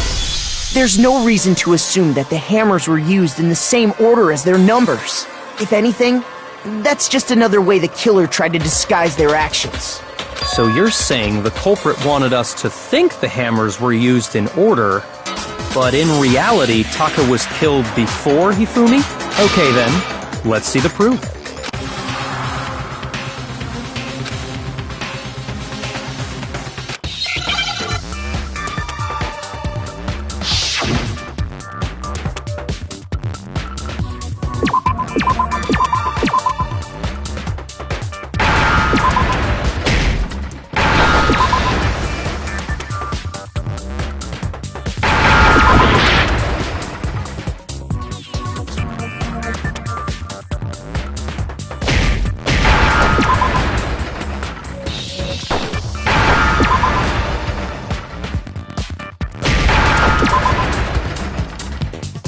Now I understand!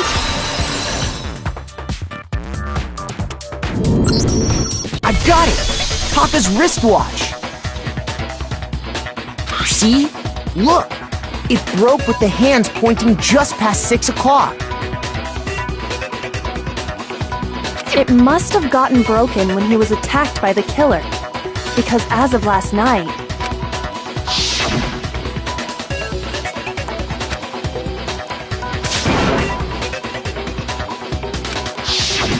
so if it wasn't broken after 6 last night, then he must have been attacked around 6 this morning. And that would be his official time of death. But if that's true, then he was killed well before Hifumi.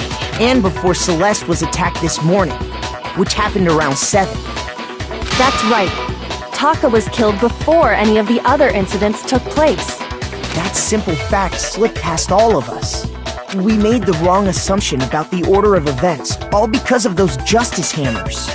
That's exactly why the culprit wrote the numbers on each hammer and had them increase in size. That way, when we saw how they were used in each incident, we'd easily make that wrong assumption. Now, if Taka was killed around 6, then everyone's alibis for his murder go out the window. Because when he was killed, we hadn't met up in the dining hall yet. That may be true in the case of Taka's murder, but all of our alibis still hold true for Hifumi's death. That's right. With him, at least, we're all safe.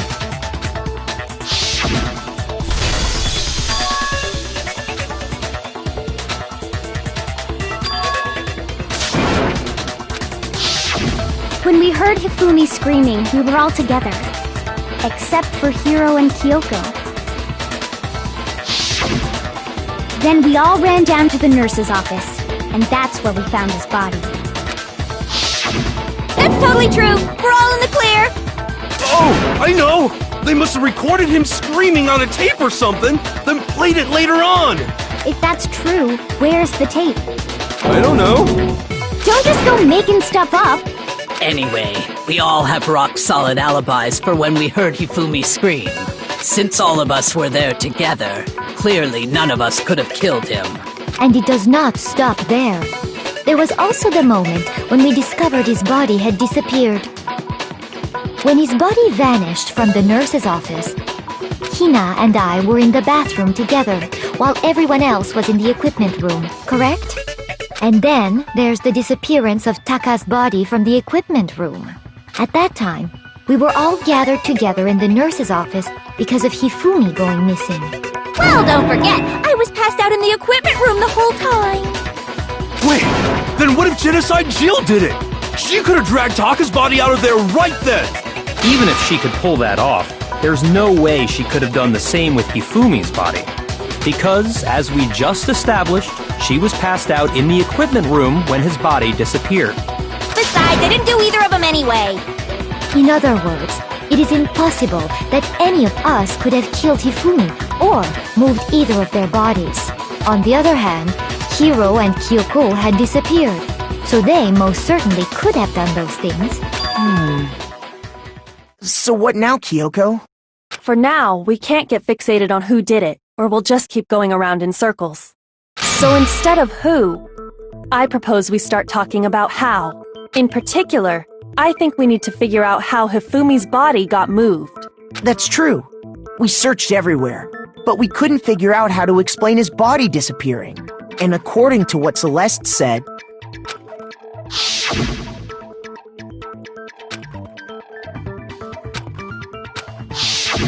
his body apparently disappeared in the 1 minute her and Hina took their eyes off of it. But to carry that much weight from the first floor up to the 3rd in that short amount of time? Oh man, yeah! There's no way! It'd be impossible! Well, what if I told you there was a way to make the impossible possible? What? How? If the dead body were to move itself. The dead body moved on its own? No! Not another... ghost! I don't think it has anything to do with the occult. I think what she's implying is, we thought Hifumi was dead, but perhaps in reality he was still alive. He was... alive? Are you saying Hifumi wasn't carried out of the nurse's office, but simply walked out on his own? But I mean, we found his body. He was dead. Perhaps he was simply playing dead. That it isn't possible.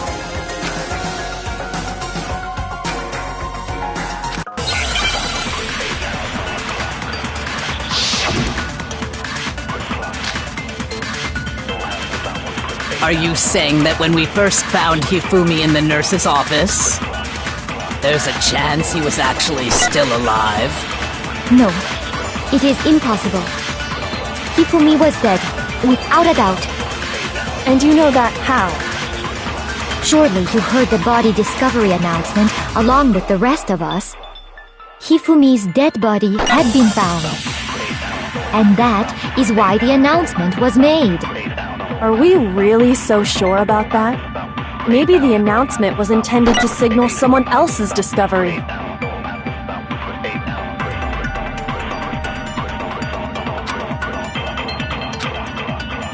Are you saying that when we first there's a chance you... No.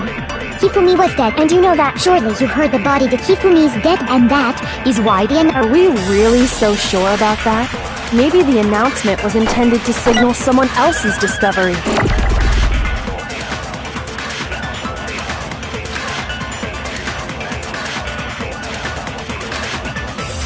Are you saying that when we first found Hifumi in the nurse's office, there's a chance he was actually still alive?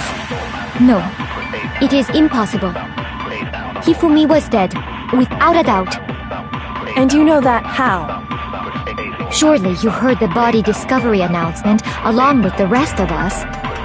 Hifumi's dead body had been found. No, that's wrong!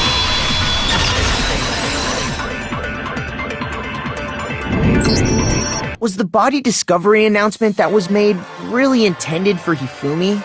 Of course it was. The announcement played right after we discovered his body. Maybe. But that was also the same time that Taka's body was found. That's right. It wasn't long after finding his body that we heard the announcement. So there's a good chance we've made a mistake in there somewhere. I think we've confused whether the announcement was for Hifumi or Taka. First of all, if two bodies had been found, there really should have been two announcements. Maybe Monokuma simply got lazy and rolled them together into one. What do you say, Monokuma? Any comment? Well, it's a very sensitive issue, so I can't go into too much detail. But what I can say about the body discovery announcement is that it's only broadcast when 3 or more people find a dead body for the first time. That didn't answer our question, man. We're asking if you're a lazy bum. No, actually, that was plenty. Huh? He said it's only broadcast when a body is discovered for the first time, which means...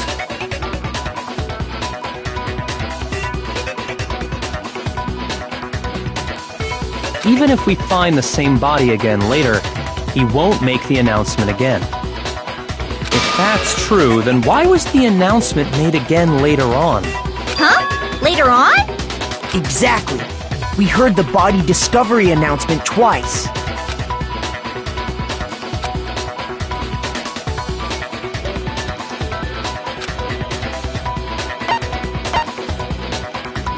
I got it! We heard it a second time in the repository, when we rediscovered the two bodies.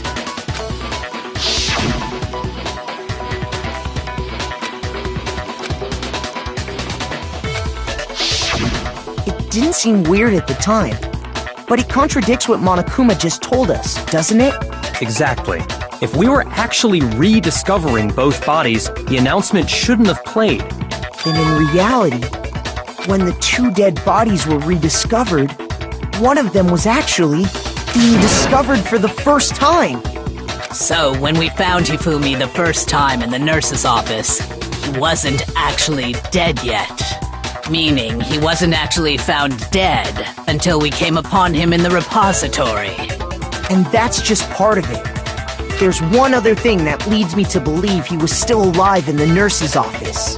Oh, I know! Because he was super good at playing dead! Bada bing, bada boom! That is the worst logic I have ever heard. But honestly, I do not think there's anything that can prove he was still alive. Okay then, let's take another look at the events surrounding the discovery of his body. Then it should become clear whether he was really alive or not. This whole thing is pointless.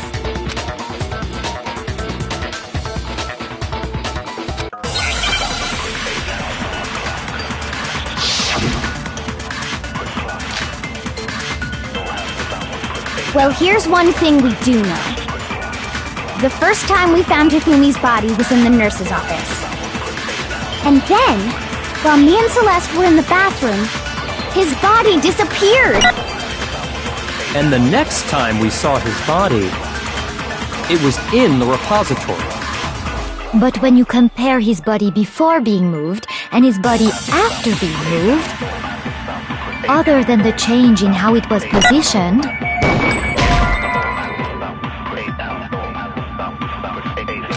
shoot! Well, here's one thing we did. The first time we found him, and then his body And the next time it was in. But when you compare his body before, other than the change in how it was positioned, there was no notable difference. No, that's wrong!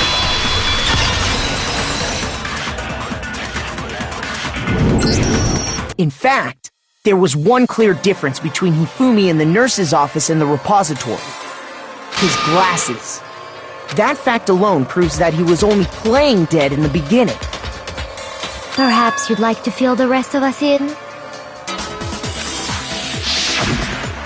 When we found Hifumi in the nurse's office, his glasses were covered with blood. But when we found him again later in the repository, they were spotless. And I found the item he used to wipe them clean in the nurse's office trash can.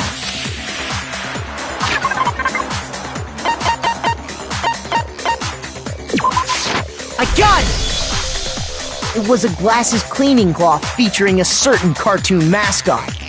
One look at the bloodstain on the cloth should make things clear. This piece of cloth was used to wipe Hifumi's glasses clean. And the mascot on the cloth is the same one that's on the digital camera, right? And whose digital camera was it? Hifumi's, of course. The character was Princess Piggles from Demon Angel Pretty Pudgy Princess, I think. I highly doubt anyone but Hifumi would have brought something like this to school. I see your point. And the only people here who wear glasses are... I wouldn't be caught dead using a tacky piece of garbage like that. A few tissues is all I need to keep my glasses clean. Then there's no question. It belonged to Hifumi. So what you're saying is... what exactly? What I'm saying is, the blood on his glasses was wiped away using his own glasses cleaning cloth. Even if that is true, it does not mean he wiped the blood off himself. But who would benefit from a clean pair of glasses other than the glasses owner? That's a good point. Then it must have been him, right? So let's assume that Hifumi was still alive in the nurse's office. He pretends to be dead. Then when he's alone, he wipes his glasses clean so he can see. Then he stands up and walks out on his own 2 feet. And with that, the impossible task of moving his copious corpse becomes possible, wouldn't you say? But then, if he was just pretending to be dead, what was with all that blood? Was it paint or something? The fridge in the nurse's office contains packs of blood for emergencies. He probably used one of those. He figured if he was gonna play dead, he should go all out, so he just dumped it everywhere! But he got crazy with it and had to wipe his glasses off when he was done! God, what an idiot! And if Hifumi was still alive at that point, the disappearance of Taka's body is easily explained. It should be perfectly obvious who must have moved Taka's corpse.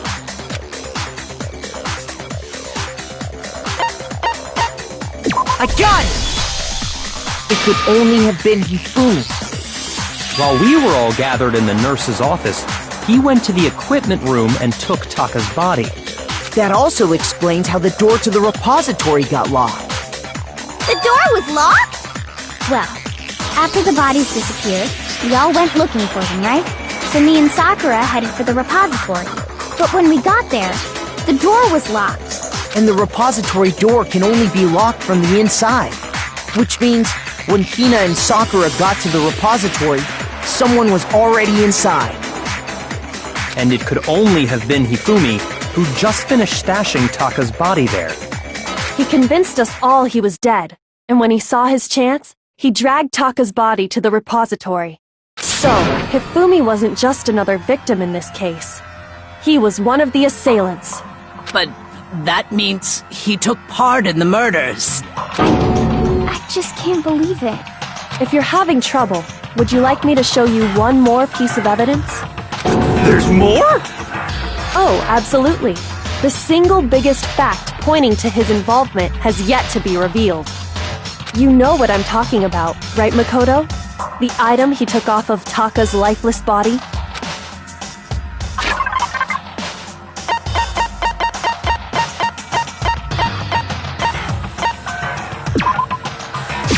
I got it! You're talking about the note Hifumi had hidden away, aren't you? Hidden note? That's right. We found it stuffed in his pants. What? In his pants? Yes, his pants. Okay, well, forget about the pants for now. Take a look at what the note says. Ah,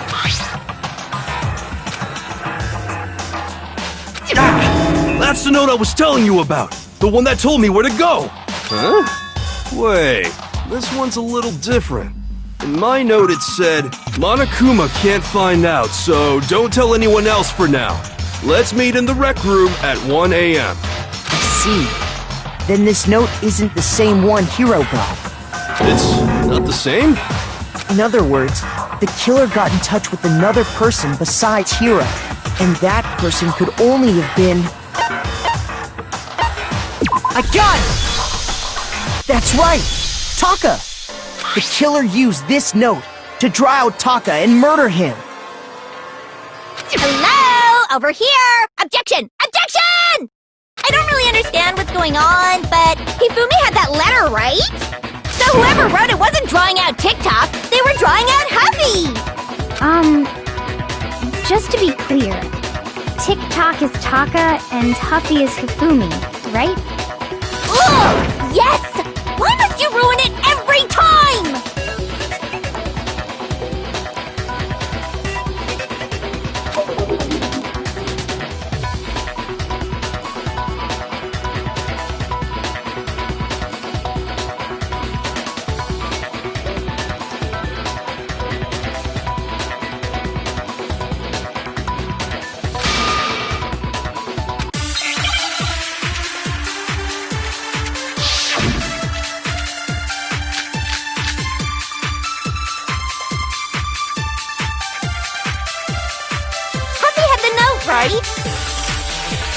Then the person it was intended for must have been Huffy! But remember what the note said. What time did it say to meet? 6 a.m., I believe. The time doesn't matter! The note has nothing to do with TikTok! No, that's wrong!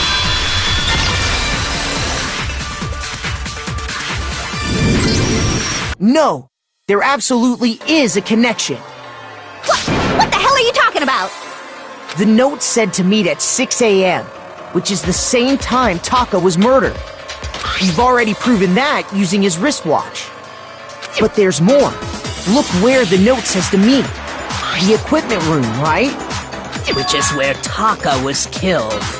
I see. So, Taka was murdered at both the time and place written in the note. I think that should be plenty to show that this note was definitely meant for Taka. Well, when you put it like that... No further objections! Then someone used that note to trick Taka. Just the same as me. The culprit really is a cold-blooded monster. Telling people they found a way out. But if they gave the note to Taka, what was Hifumi doing with it? Stuffed down his pants, no less! Most likely. Hifumi stole it off Taka's corpse after he died. Huh? He stole it? Where's your proof? Go ahead, show us.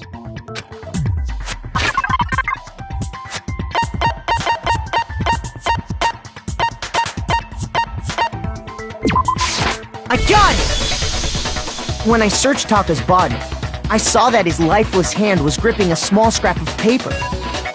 If I'm right about this, the sheet of paper this piece came from is... I knew it! It fits perfectly with the note we found hidden on Hifumi. Then Taka's scrap and Hifumi's note. Yup, they're from the same piece of paper.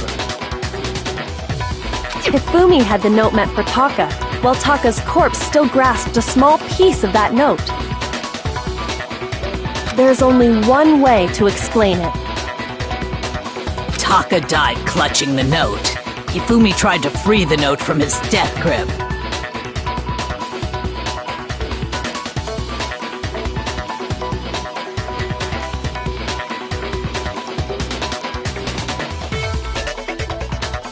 Leaving behind only one small scrap.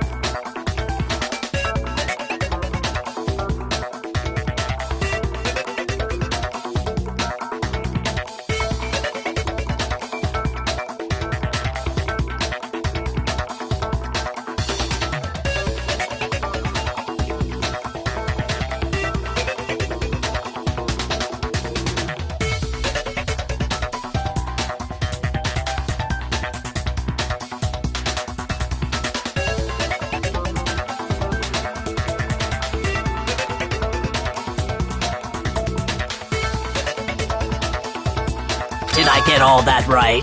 That means Hifumi knew the note was important. Exactly. Which proves that he was an accomplice in the murder. Whoa. Yeah.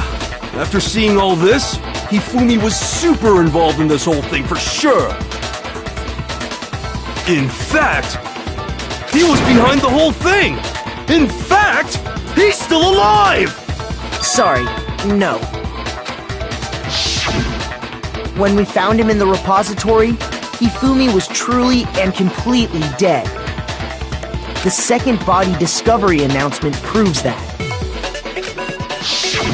So then, who killed Hifumi? Whoever did is the mastermind, the true killer. He was killed in the repository. So he must have been killed not long after transporting Taka's body. So, he must have been killed after Taka's body vanished, but before we found both bodies in the repository. During that time, we'd all split up and were searching for Taka's missing body. In other words, during that time, none of us have alibis. Wait, but me and Sakura were together. Stop trying to steal the spotlight, you stupid walrus! Who are you calling a walrus? Anyway, when they were killed bothers me too. But there's something that's been bothering me even more. And what might that be? The weapon they used to kill Hifumi! The weapon? Yeah, because according to the Monokuma file, the way Taka and Hifumi were killed was almost the same, with them having similar fractures and all. But Justice Hammer 3 and 4 were still laying around in the nurse's office and equipment room, right? So if Hifumi was killed in the repository, the culprit would have had to grab one of the hammers, kill Hifumi, then put the hammer back where they found it. But wouldn't that be seriously risky for him? I'm surprised. It seems there's some semblance of a brain knocking around that skull of yours after all. Hell yeah! It's packed in there good and tight. He's right, though. I don't understand it either. The Monokuma file makes it clear that they were killed using similar instruments. But if the hammers were already laying around those other rooms... So the question is, how could the culprit have gotten their hands on either of the hammers? Personally, I haven't a clue. So which hammer was used to attack Celeste? Number 1 or number 2? Those were accounted for in other rooms too. And I don't think either one is big enough to kill someone. Is it not possible they used a different weapon? I don't think it is possible. They were both killed with the same kind of thing, right? So then, what was used to kill Hifumi?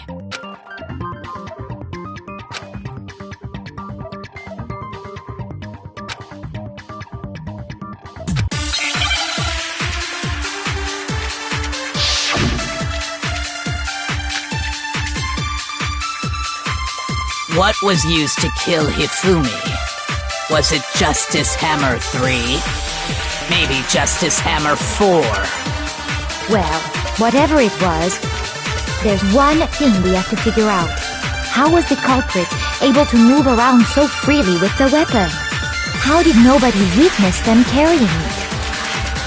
Sounds like a Justice Hammer 5 is about to make its appearance! Check out murdergear.com/hammertime for more info! Well, one thing seems pretty clear. The murder weapon had to be one of the Justice Hammers! No, that's wrong!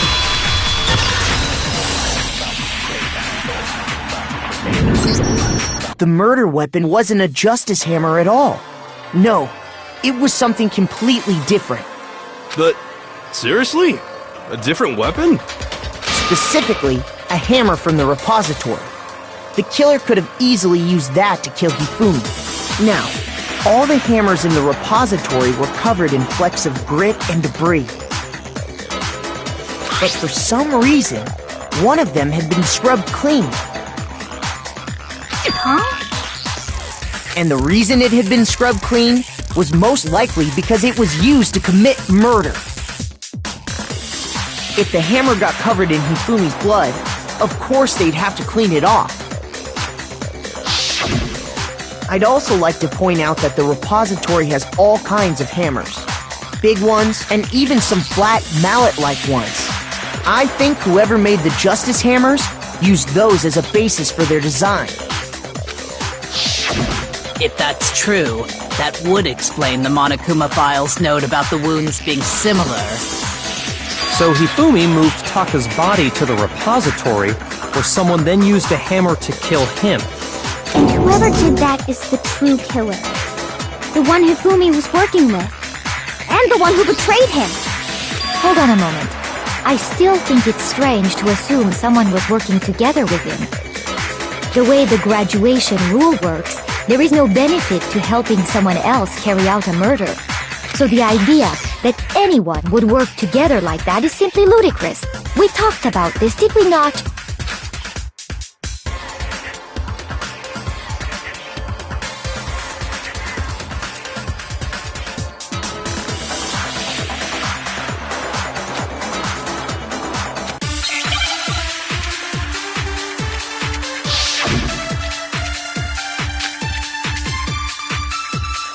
Based on the rules that have been laid out for us, even if more than one person is complicit in the murder, only the one who actually carried out the act can graduate and survive. Assuming the rule holds true, it is simply impossible that two people work together on this. That is how the rule was explained to us. But that only really applies if there's one murder, right? In this case, however, there were two murders.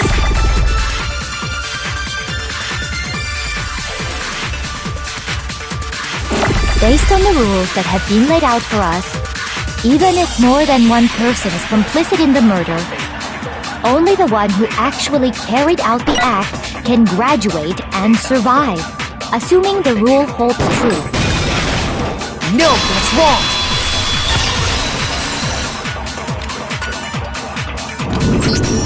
Since there were two murders, it's at least plausible that more than one person was involved. What do you mean? If there'd only been one murder, then yes, the idea of an accomplice isn't really worth considering. Naturally, if only one person can be saved per murder, an accomplice has no risk versus reward benefit.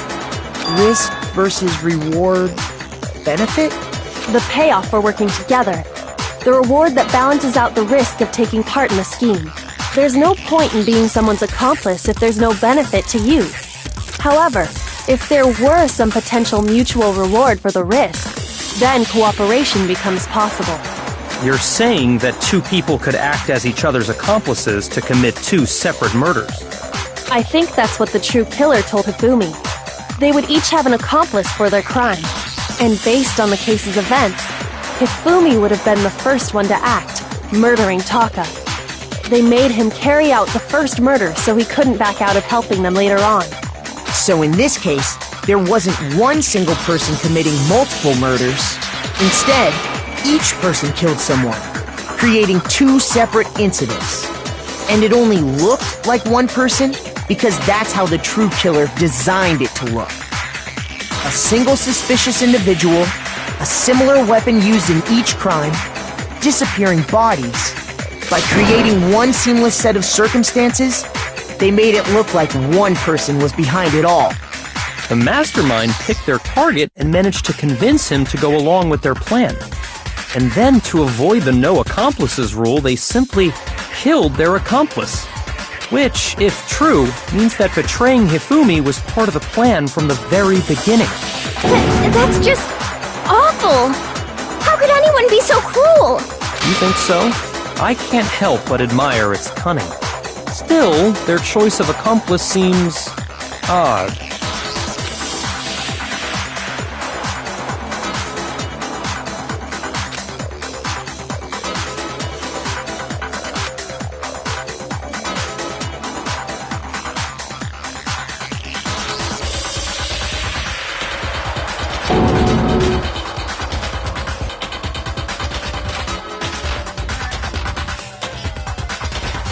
I understand how an accomplice could be involved. But then, who was the one pulling Hifumi's strings? That's problem numero uno right now!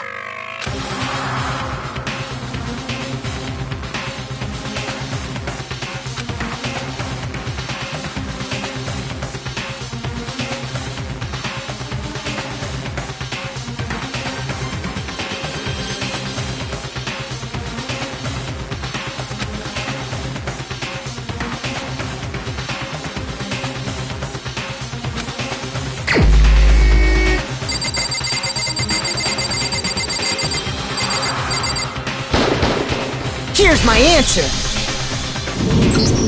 It was Celeste. Ah, so I'm the suspicious individual now, am I? I really do hate this kind of joke.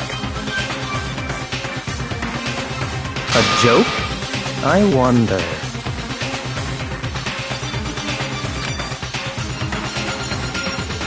So what you are saying, then, is that I specifically chose to work together with Hifumi.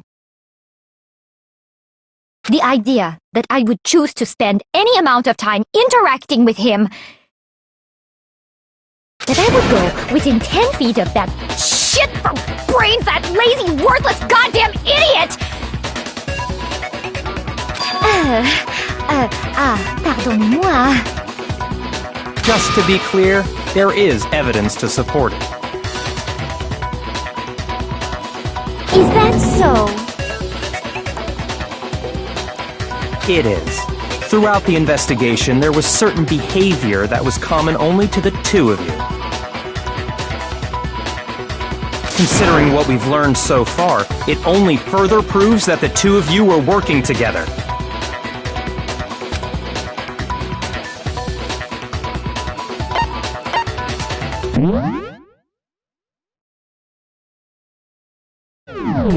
I got it! The behavior they had in common has to do with the suspicious individual in the suit, doesn't it? The only ones who ever actually saw Robo-Justice firsthand were Celeste and Hifumi. Shush, the adults are talking now.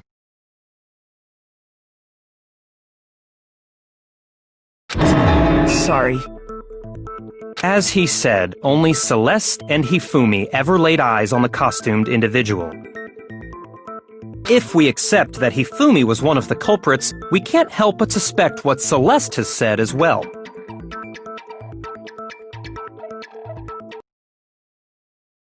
Everything they told us was a lie? After taking Hifumi to the nurse's office, we all began our search for this individual, correct? And not too long after that, do you remember what Celeste said?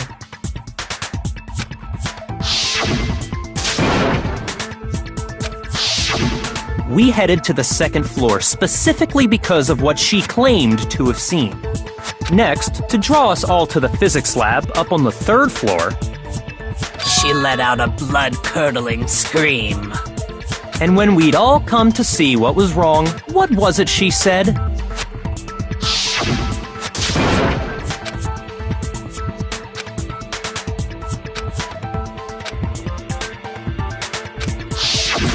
Once she'd done her job of getting us all up to the physics lab, it was time for her partner to get to work.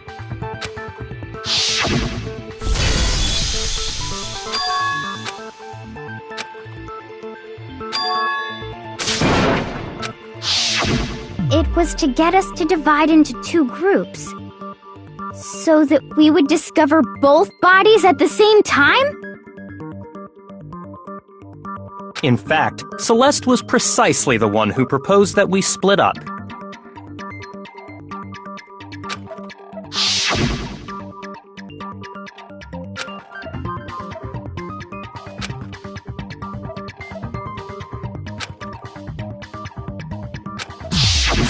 Well, if Celeste and Hifumi were working together, all those chance events suddenly become connected. And on top of that, that piercing cry of yours early on.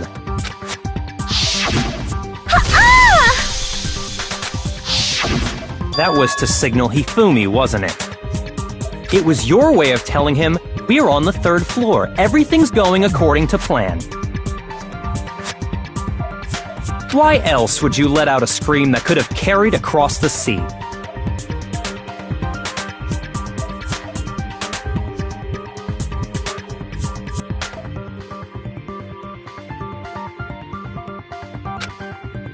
I just realized another strange thing. When we found Hifumi in the nurse's office, who we now know was only pretending to be dead,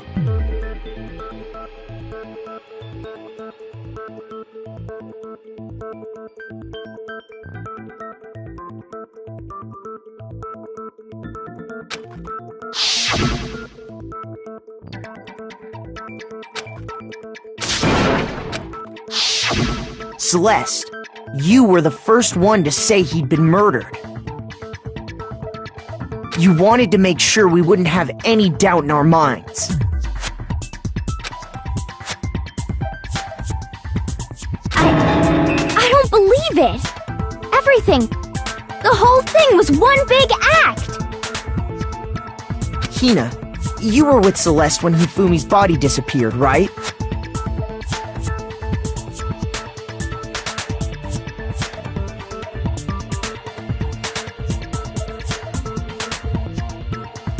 Yeah. I was feeling kinda sick, so Celeste took me to the bathroom.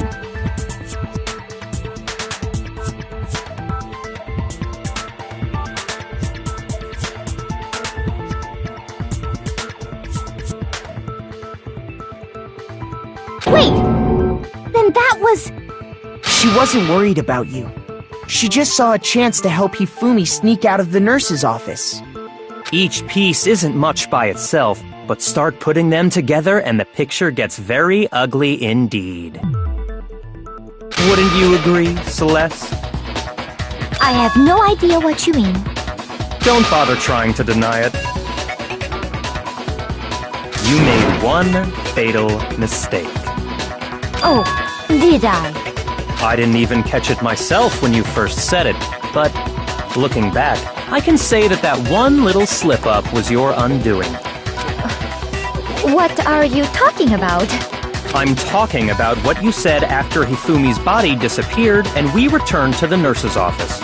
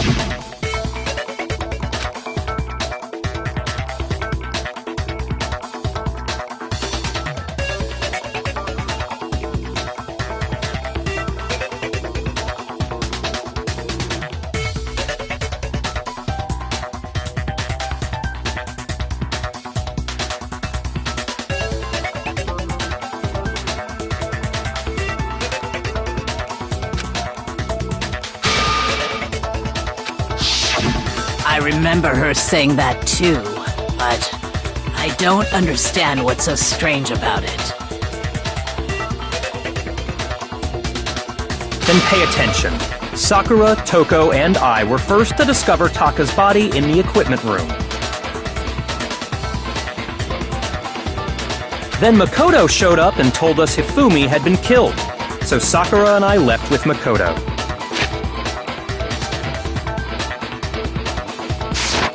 Once we were in the hall, we ran into Celeste, and the four of us headed to the nurse's office. Now, the entire time we were together, none of us said anything about Taka being dead. Think about it. Celeste's comment doesn't make sense. It was completely out of place. Yeah, I see what you're talking about. Although I don't really get what it means. You hear that, Celeste? Everyone's having some trouble understanding. Could you repeat what you said? If you're really not the culprit, you shouldn't have any problem repeating it, right?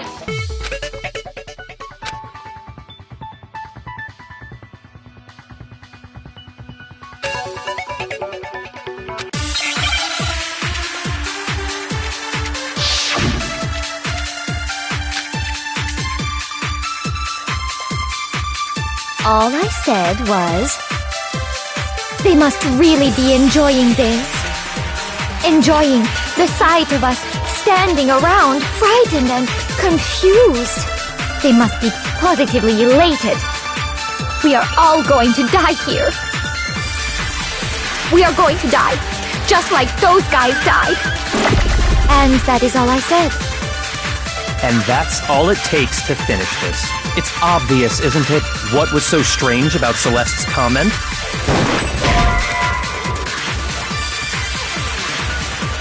Shoot!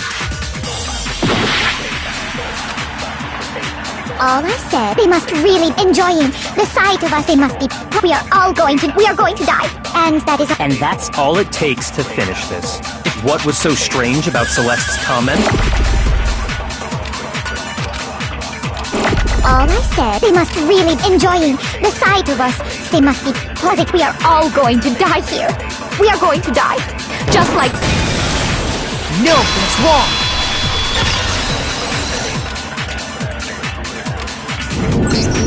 That's right. There's no reason Celeste should have said, just like those guys died. When she said that, none of us had told her Taka was dead.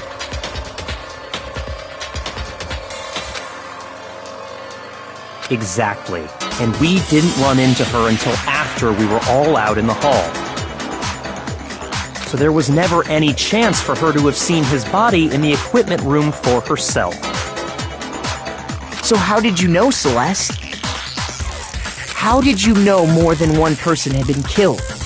And how did you know they were both guys? Because Kyoko had also disappeared, right?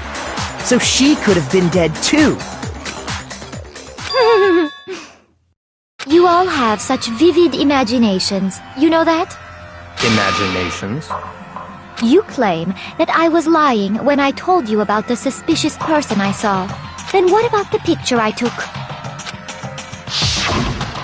How do you explain this picture of the costumed villain dragging Hifumi away? It has to be some kind of setup, right? So let's put the suit on, and then she used the camera's timer to set up the picture. Have you so quickly forgotten? You are the only one who could have possibly fit into that suit.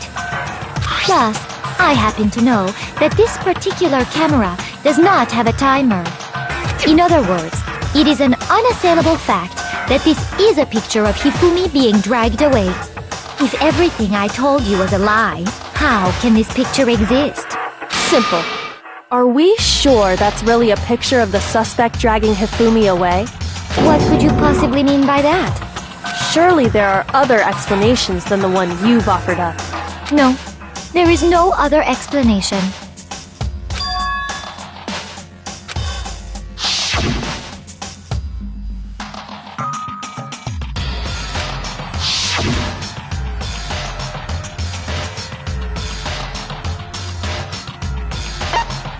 I got it! It's not a picture of the suspect dragging Hifumi away.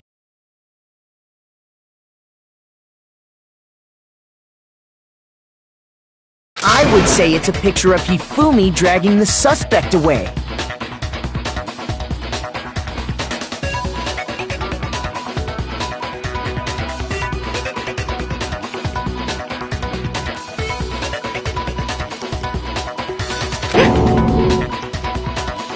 That's certainly within the realm of possibility.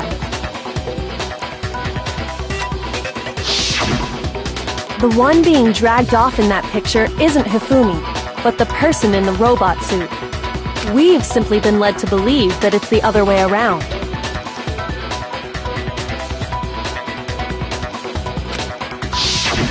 And the strange costume might only exist to lead us astray even farther. If you saw someone wearing something like that in this situation, of course you'd notice and be suspicious.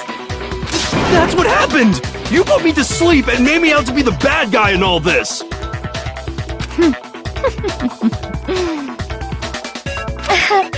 Such a thing is utterly impossible. Hifumi was dragging him away?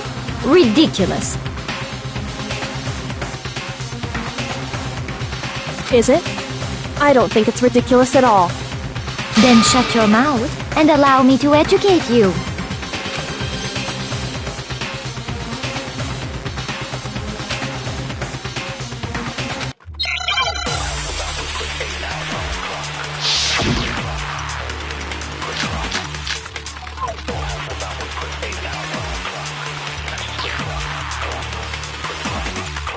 You dressed me up in that suit after I passed out!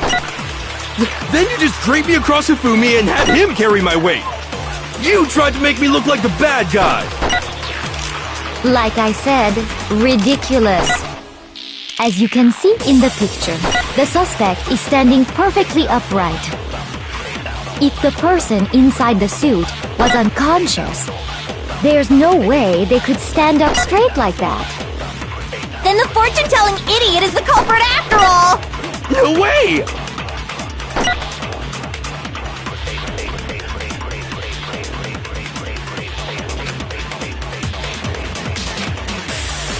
You dressed me up in that suit after I passed out! Then you just draped me across Hifumi and had him carry my weight!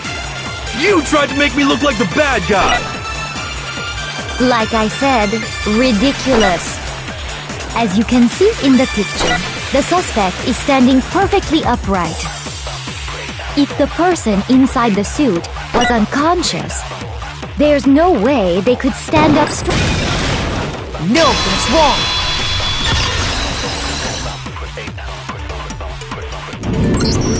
No. Even if the person inside the suit were unconscious, they could still stand up like that. Because that Robo-Justice suit had a certain characteristic.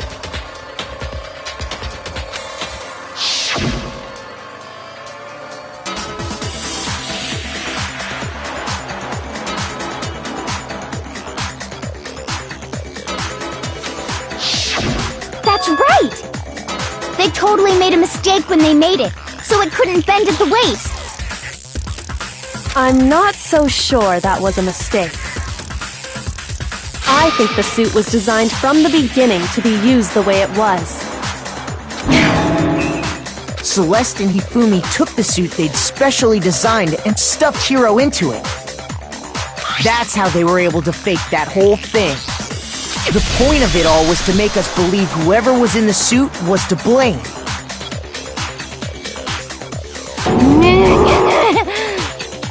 Well then, I suppose this is checkmate.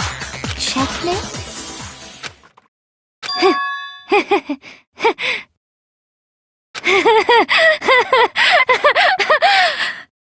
Don't make me laugh, you idiot! What do you mean, checkmate? Celeste?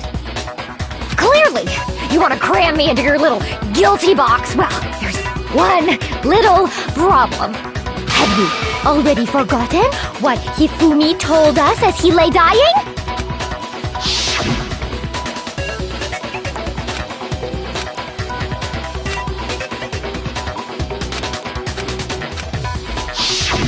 When we asked him who had attacked him, his answer was quite clear, was it not? He said, and I quote, Yasuhiro.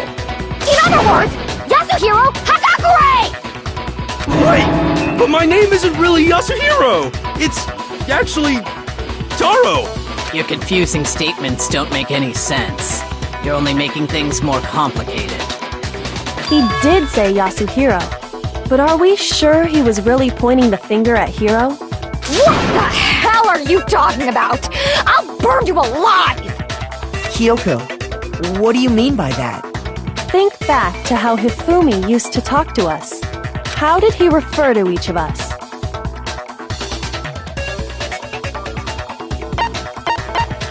I got it! That's right! Our last names! He called us all by our last names! Exactly. I know I heard him say Mr. Naegi more than once, for example.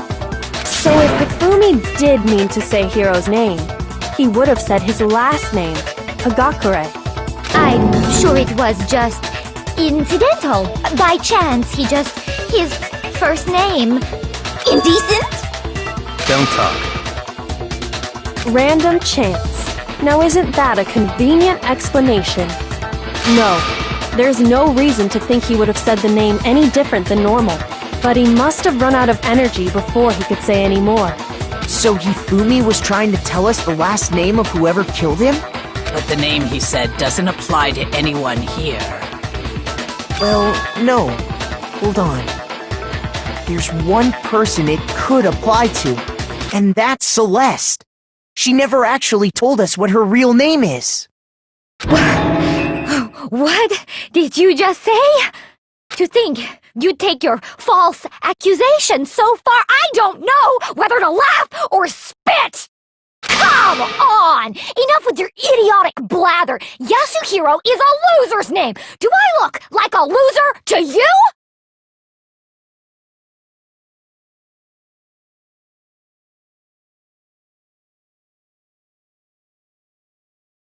Well? Do I? What?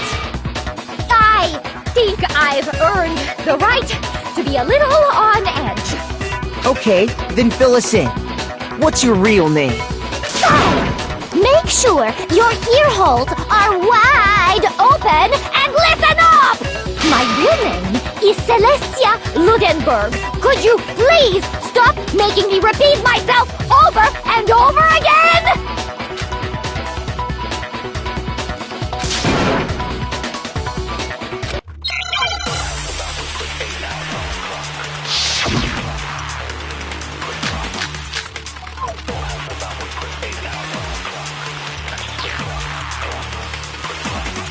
Hifumi was trying to tell us something. He wanted us to know the killer's last name, Yasuhiro. If there's one person here who might have that last name, It would have to be you, Celeste. You haven't told anyone what your real name is. How many times do I have to tell you? My name is... Celestia Ludenberg, god damn it! How long do you plan to go on pretending? I'm not pretending. It's the truth. And since you have no way to contradict me... No, that's wrong!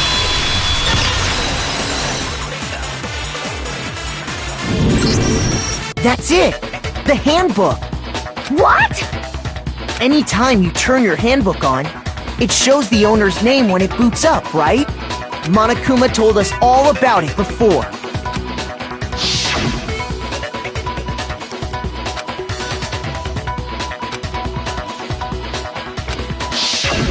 So all we have to do is check her handbook, and that'll clear up everything. That's how we can find out Celeste's real name. That's an invasion of privacy. I refuse to cooperate. Celeste, can you please just tell us what really happened? Please, just tell us. Even when I'm put in check, it's just my nature not to give up. Because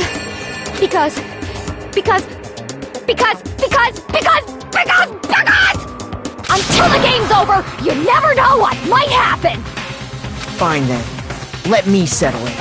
Let me go over the case again, from the beginning, and shed light on all your crimes. And that'll bring everything to an end.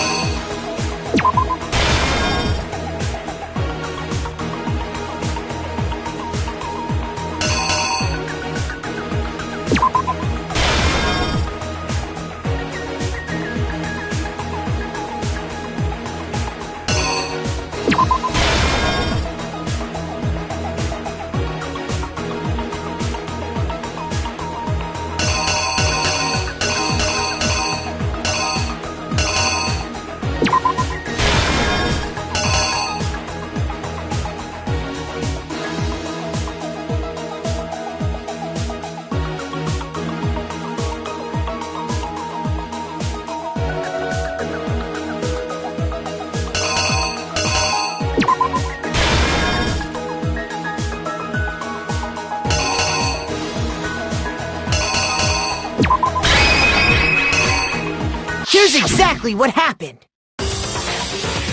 Before anything, the killer persuaded someone to help carry out the murder. And that person was...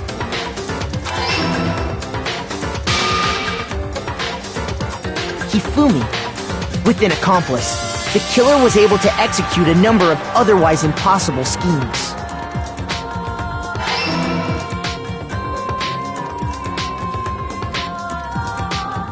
First, they convinced someone to meet them in the rec room last night at 1 in the morning. That someone they met with was Hiro. The murderous duo intended to pass Hiro off as the prime suspect. So when they met up with him, they drugged him, knocked him out, and stuffed him into the Robo-Justice suit.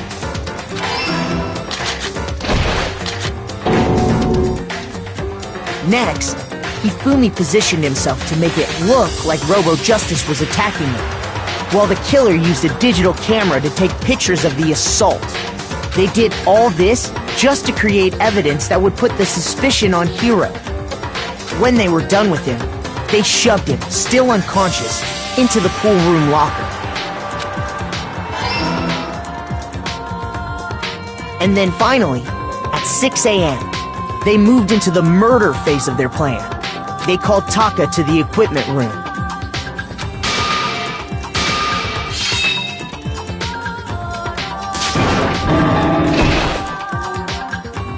And that's where Hifumi killed him, making it the scene of the first murder.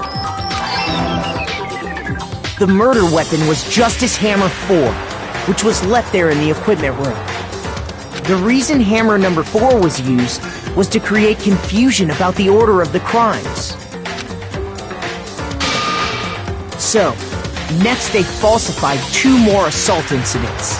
For these attacks, the killers pretended to be the victims, to solidify Robo-Justice as the suspect. The first fake incident was the attack in the rec room. There, the killers wanted us to see Justice Hammer 1, and the Robo-Justice pictures they'd taken. They wanted to make sure we bought the surprise attack story. The second fake incident was the attack in the library. This time, they planted Justice Hammer 2 and an injured Hifumi to sell us that story. With these two incidents, the killers were able to create a certain preconception in our minds that the suspect was increasing the size of the hammers and attacking people in order as they did. We fell right into their trap and started looking for the suspect based on that. But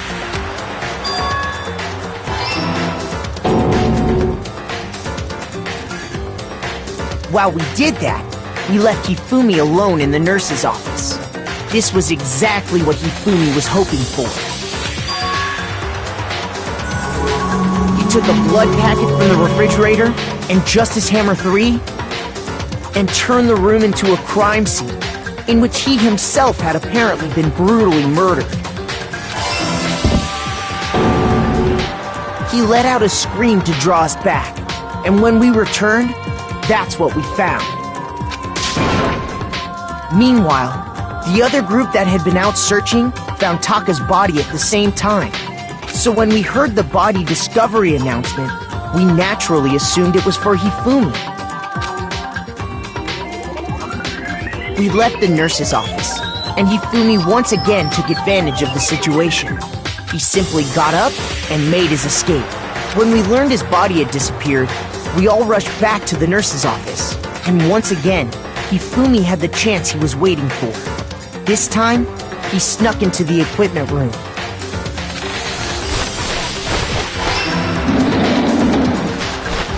He wrapped Taka's body in a tarp and used the dolly to move it all the way down to the repository. That explains how each of the bodies disappeared. But even Hifumi didn't know what the true killer had in mind for their final act.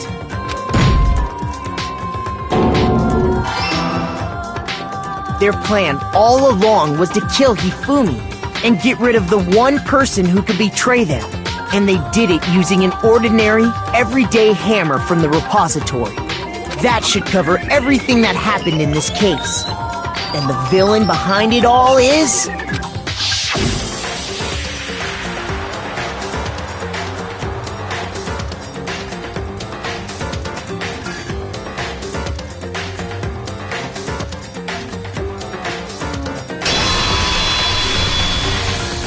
Celeste! Sorry, you lose. I lost? I lost?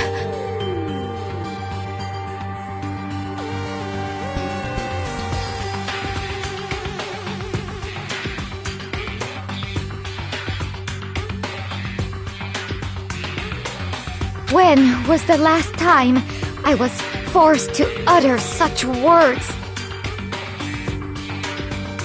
They hang heavy around my neck.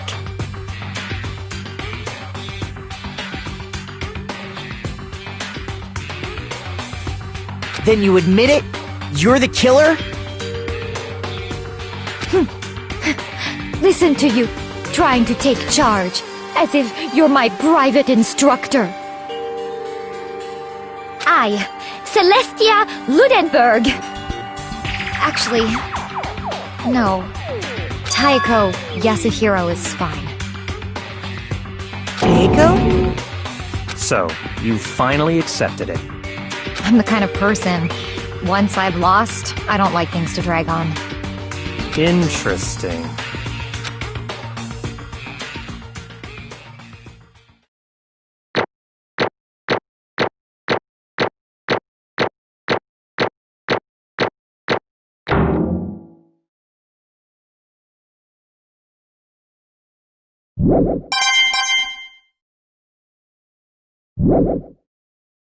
Okay, Monokuma. I'm ready to begin. Or, no. I suppose this is the end, isn't it?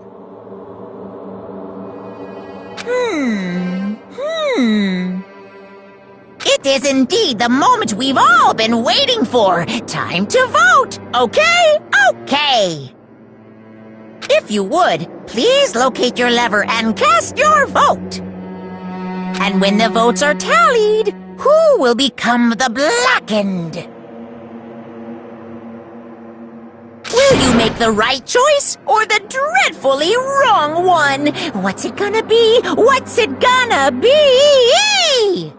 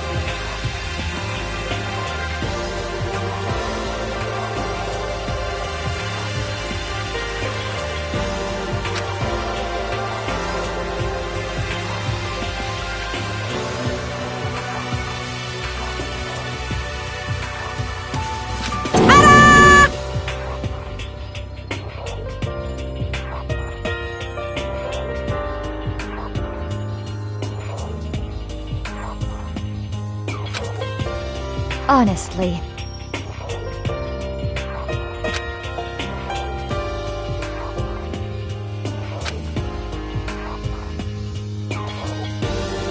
I knew it.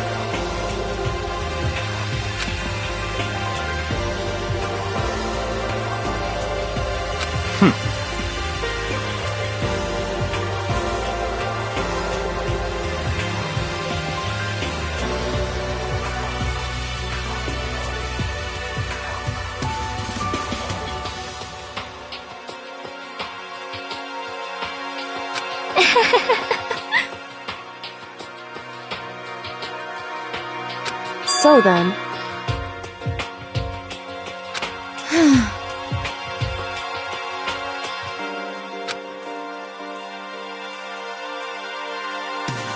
Indeed.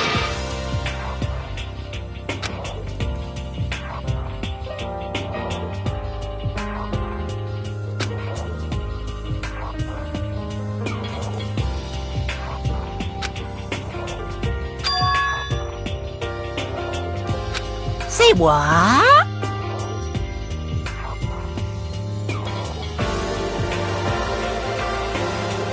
Just a second.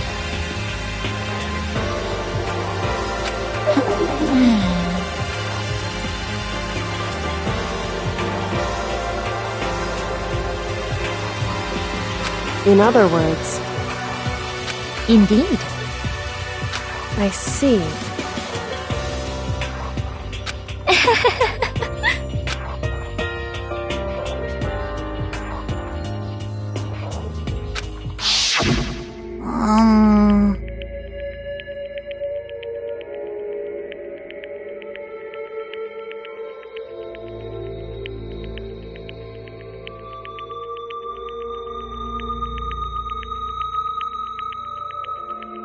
Actually,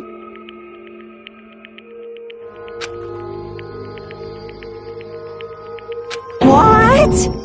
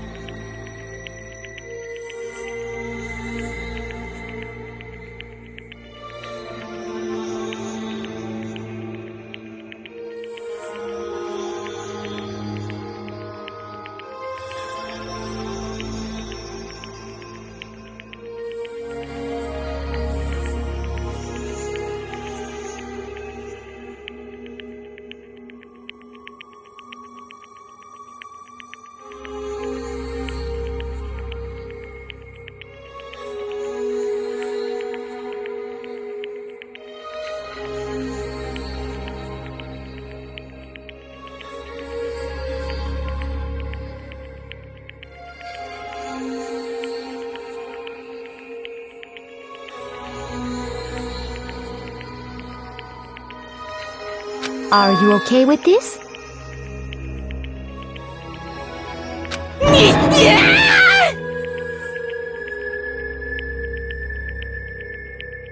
So then...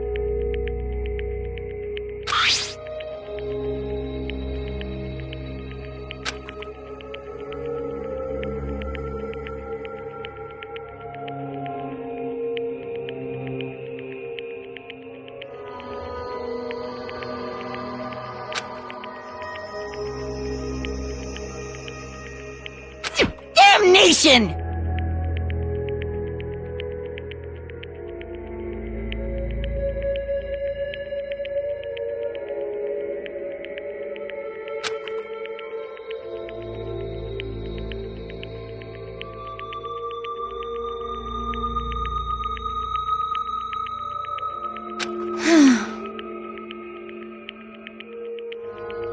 Say what? As for me...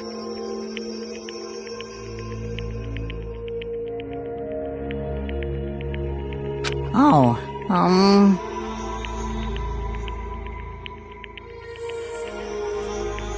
As for me...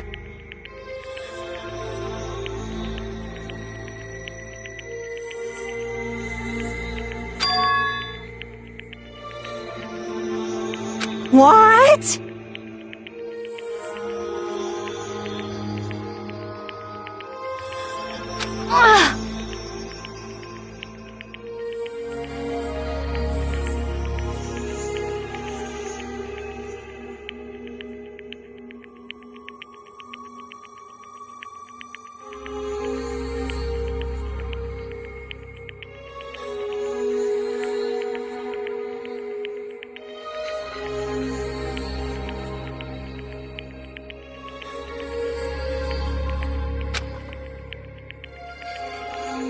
Damnation!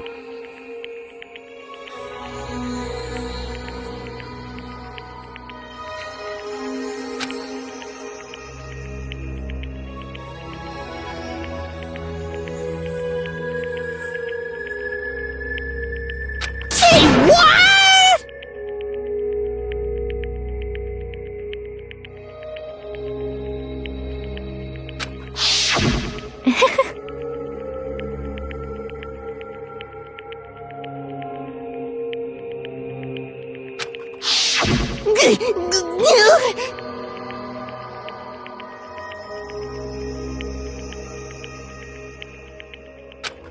Completely unforgivable!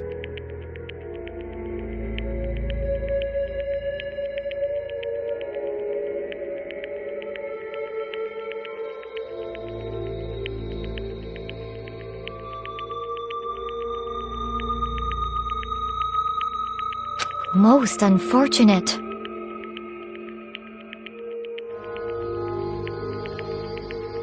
Hmm?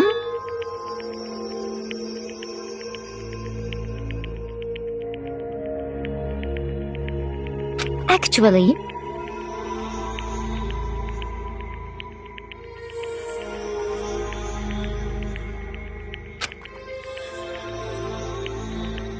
What?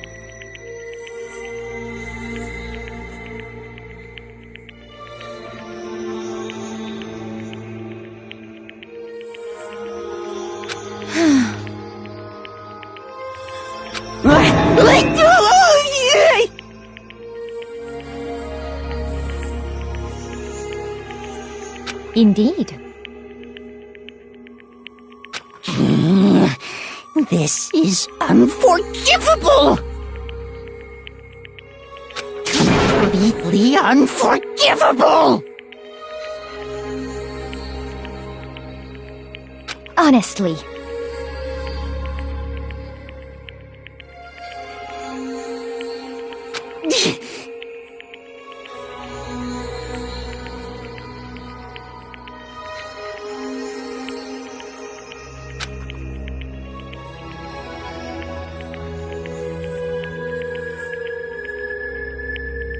I swear I will save her! Actually,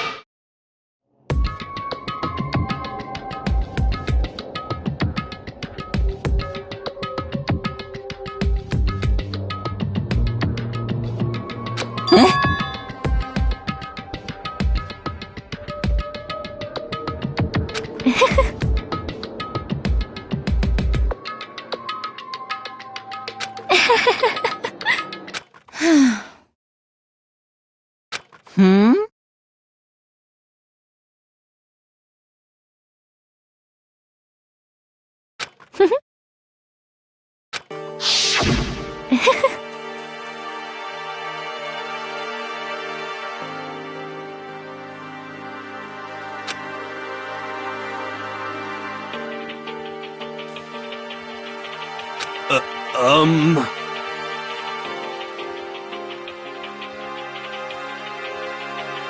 I see.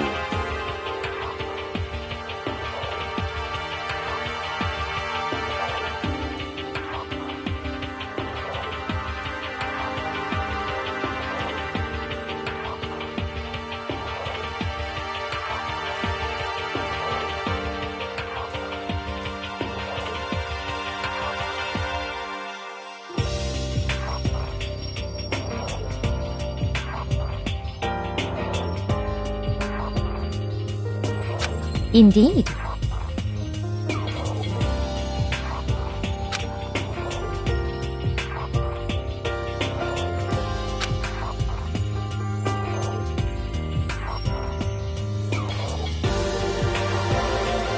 but...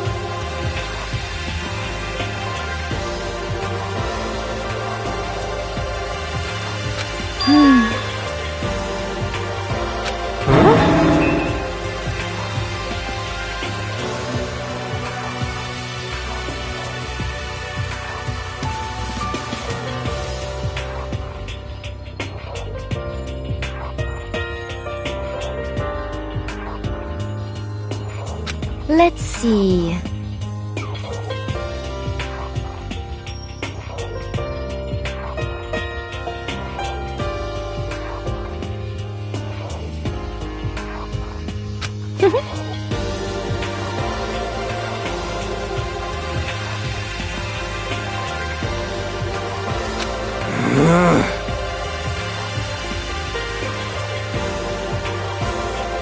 Well,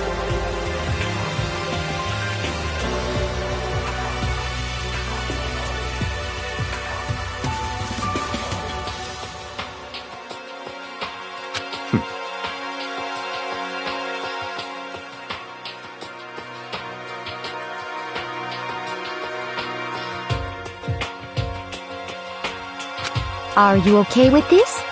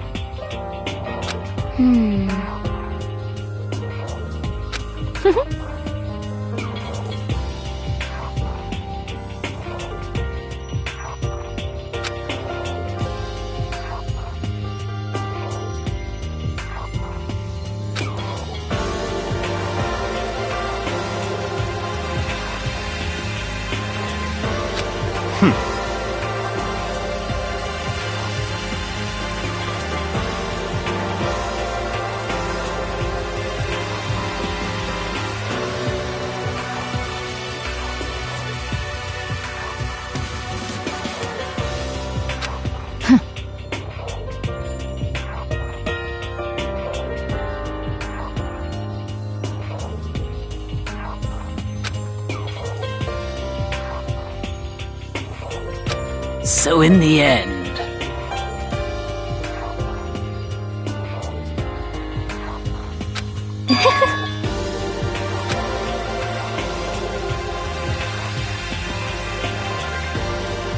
What the heck? Well, Don't be mean!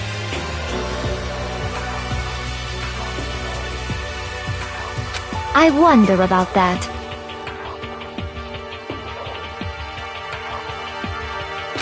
Why?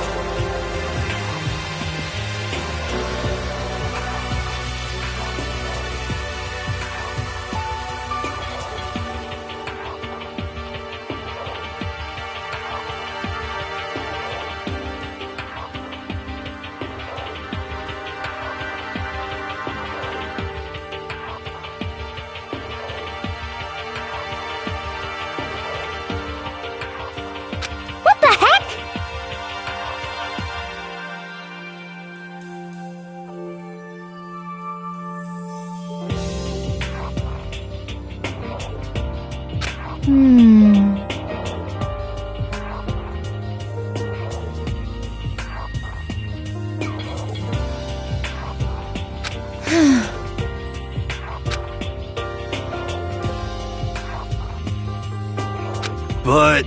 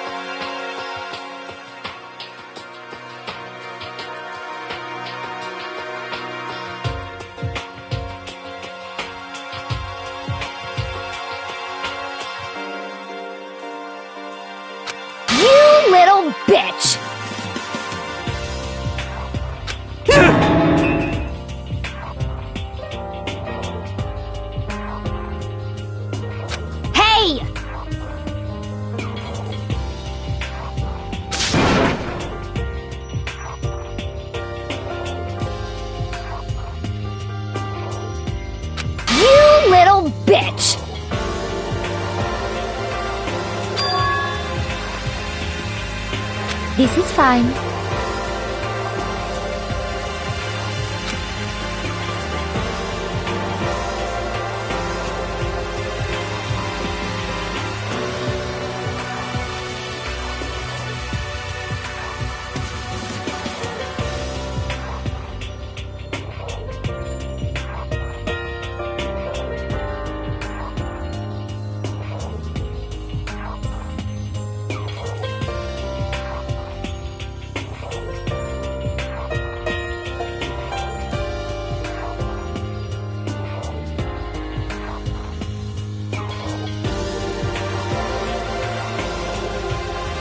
Honestly.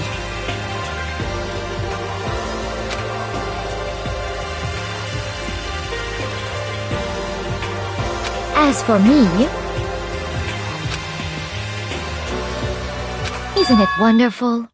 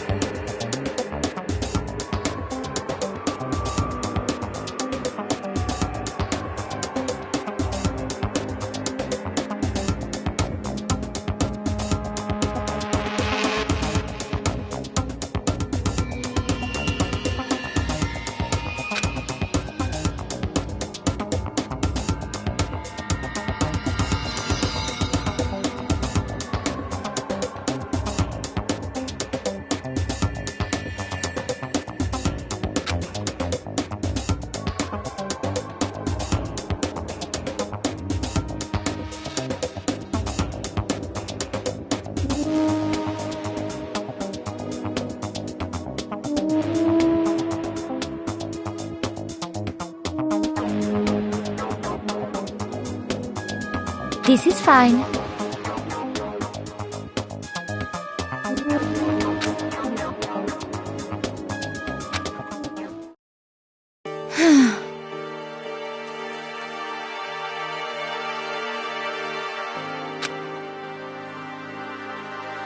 There is nothing to be done.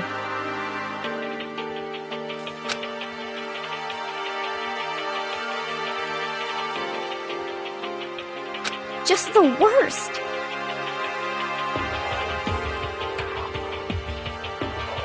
Oh.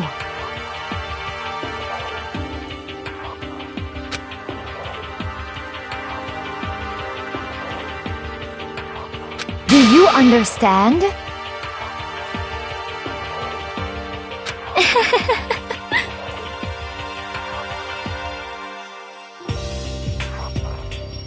What is this?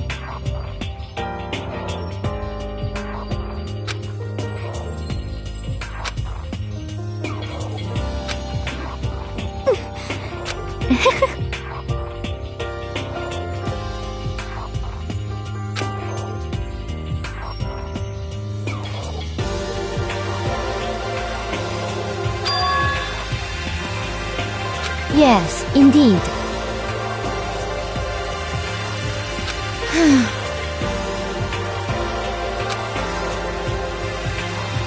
Isn't it wonderful? Hey!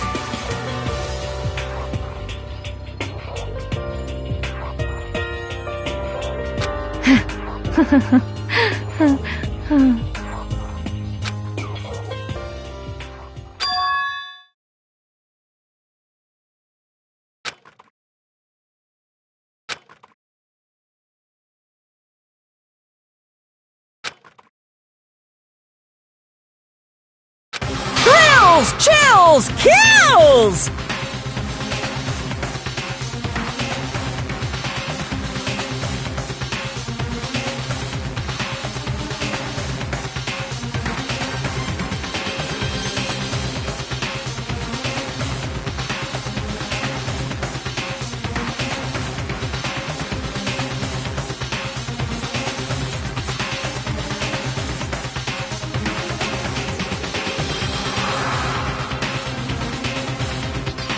Now then, I prepared a very special punishment!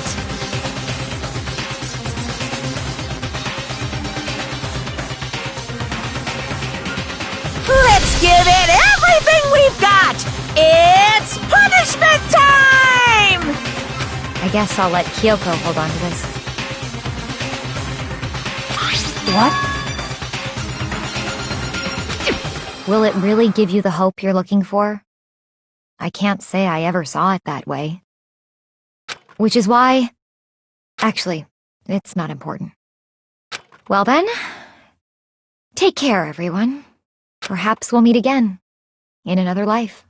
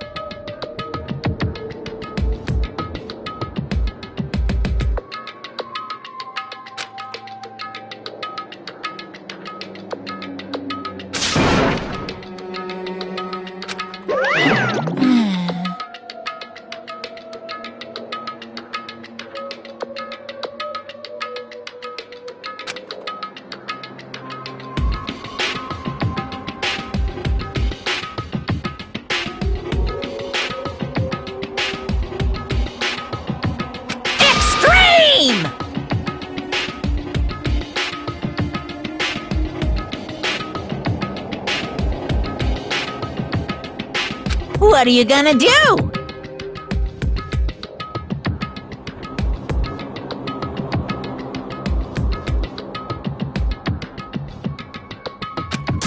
Let me out of here!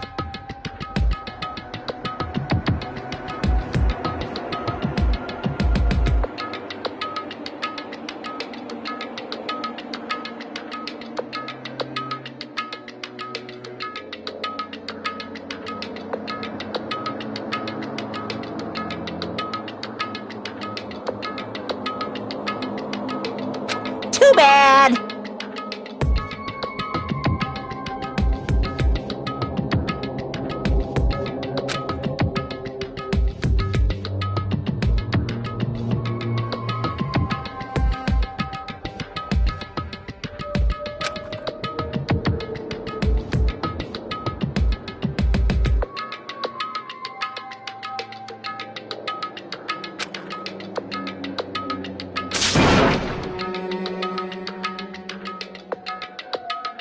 How strange.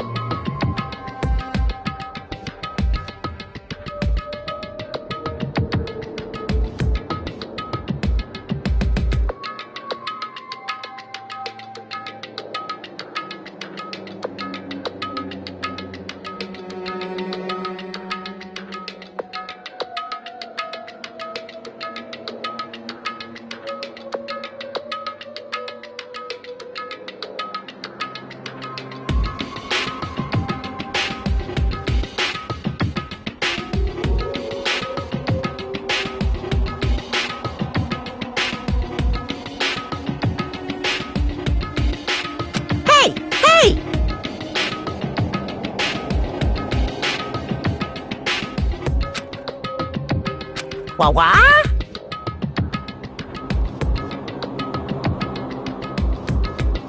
So then... You...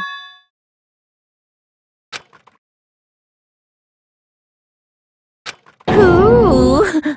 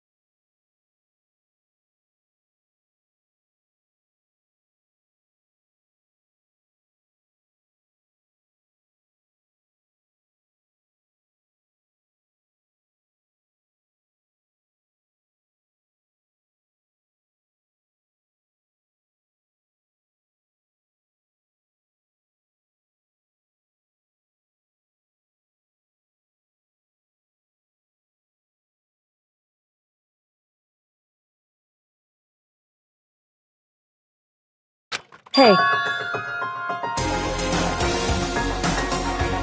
Ooh, how exciting!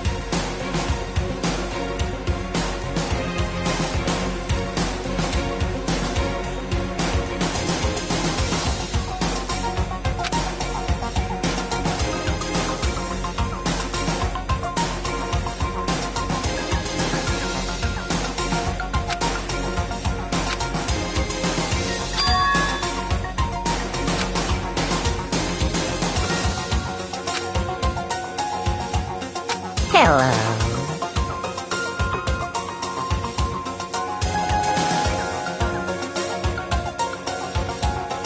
Well?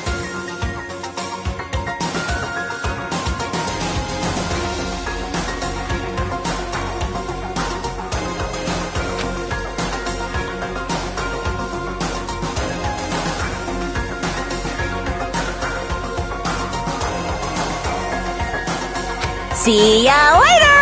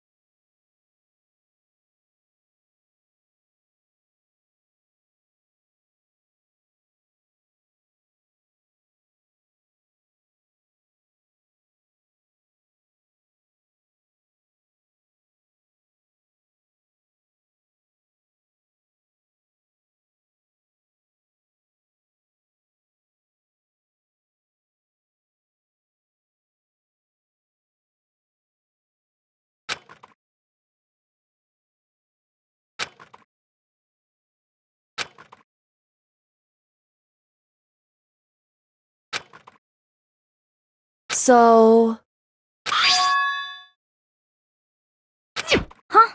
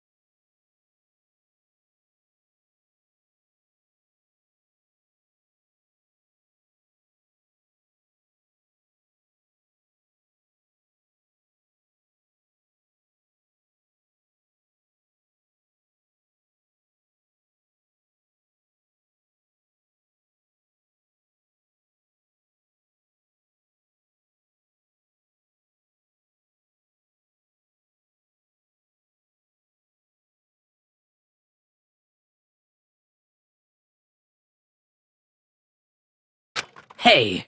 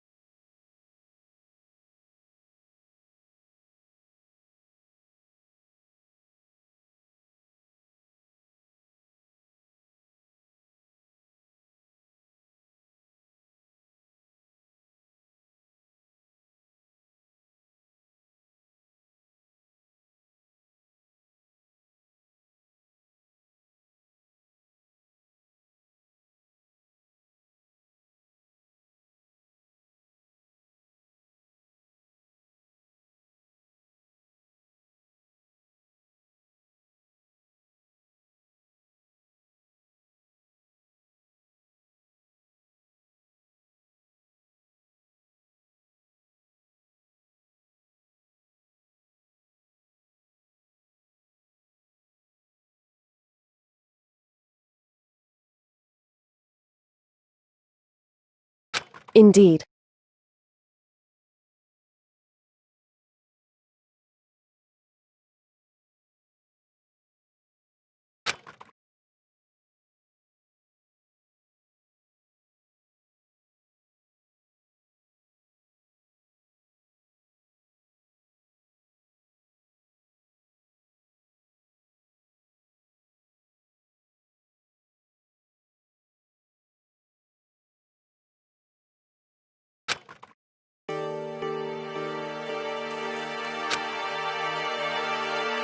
Hey.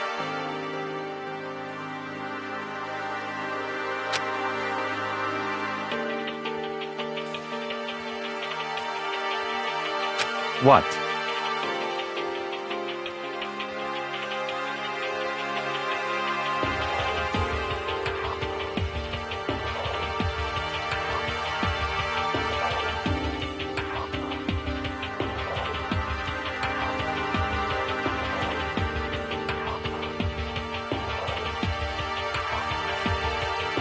So...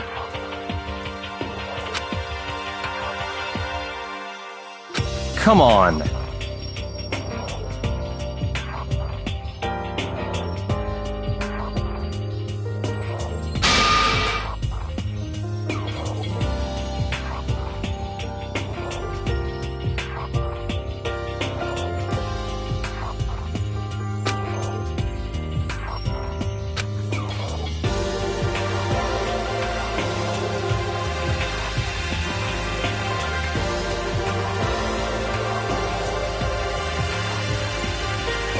What?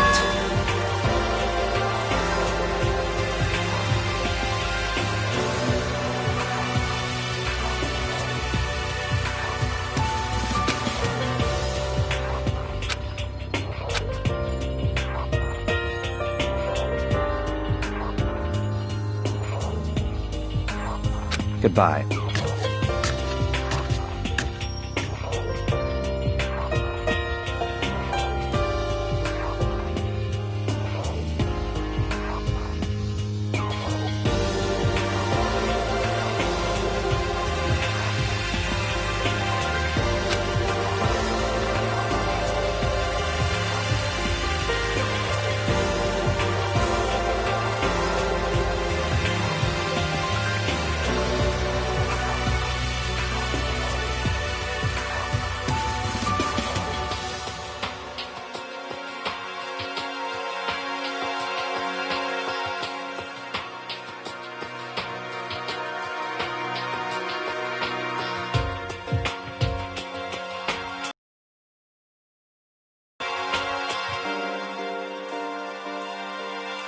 Well then.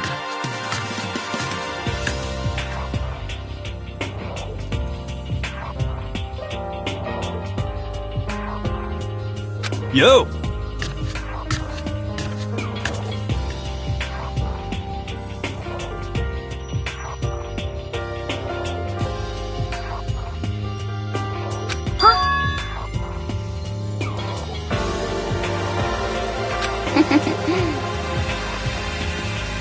Okay.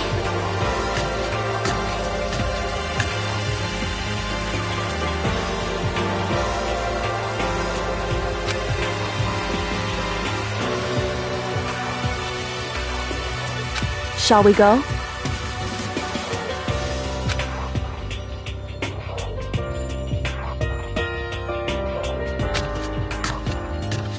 So then...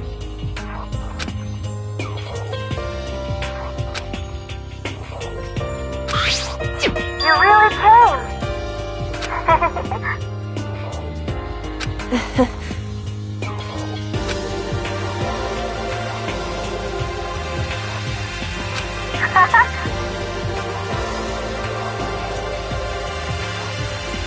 So...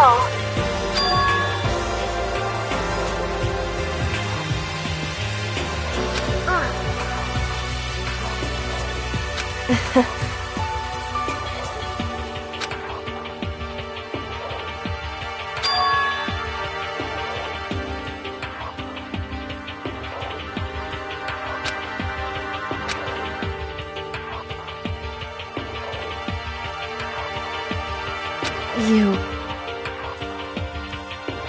However...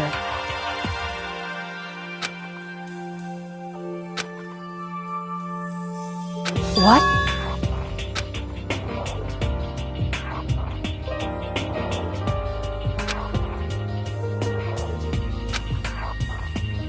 Indeed.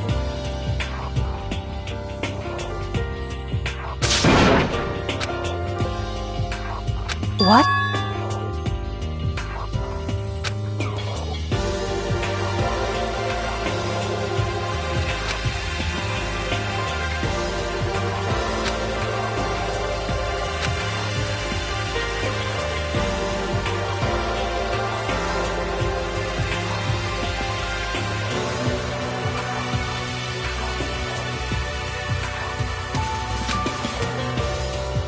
It's true.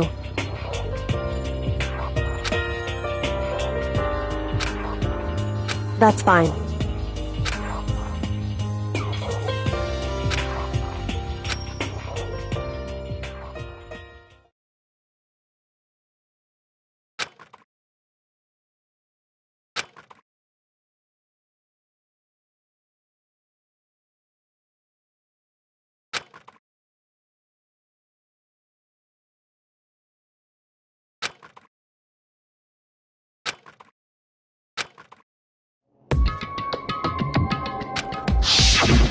Correct.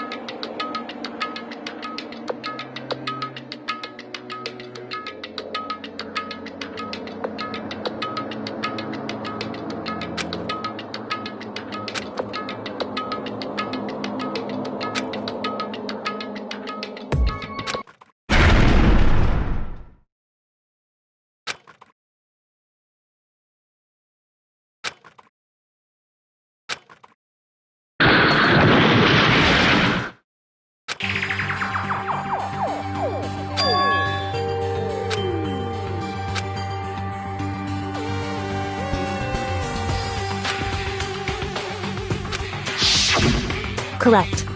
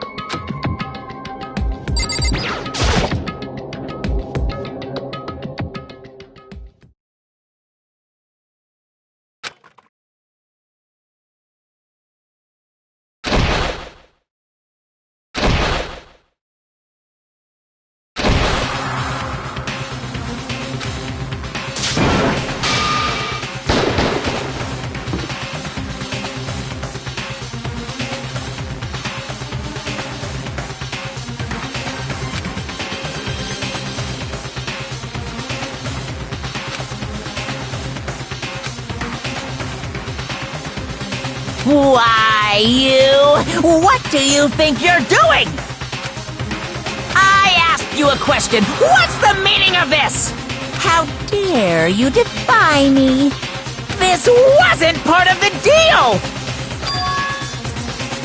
I've made a decision. I will no longer retreat, no longer compromise. No, I've made my decision. I'm going to resist you. Okay. But you do realize what will happen if you go through with this, right? You haven't forgotten, have you? What I'm holding hostage?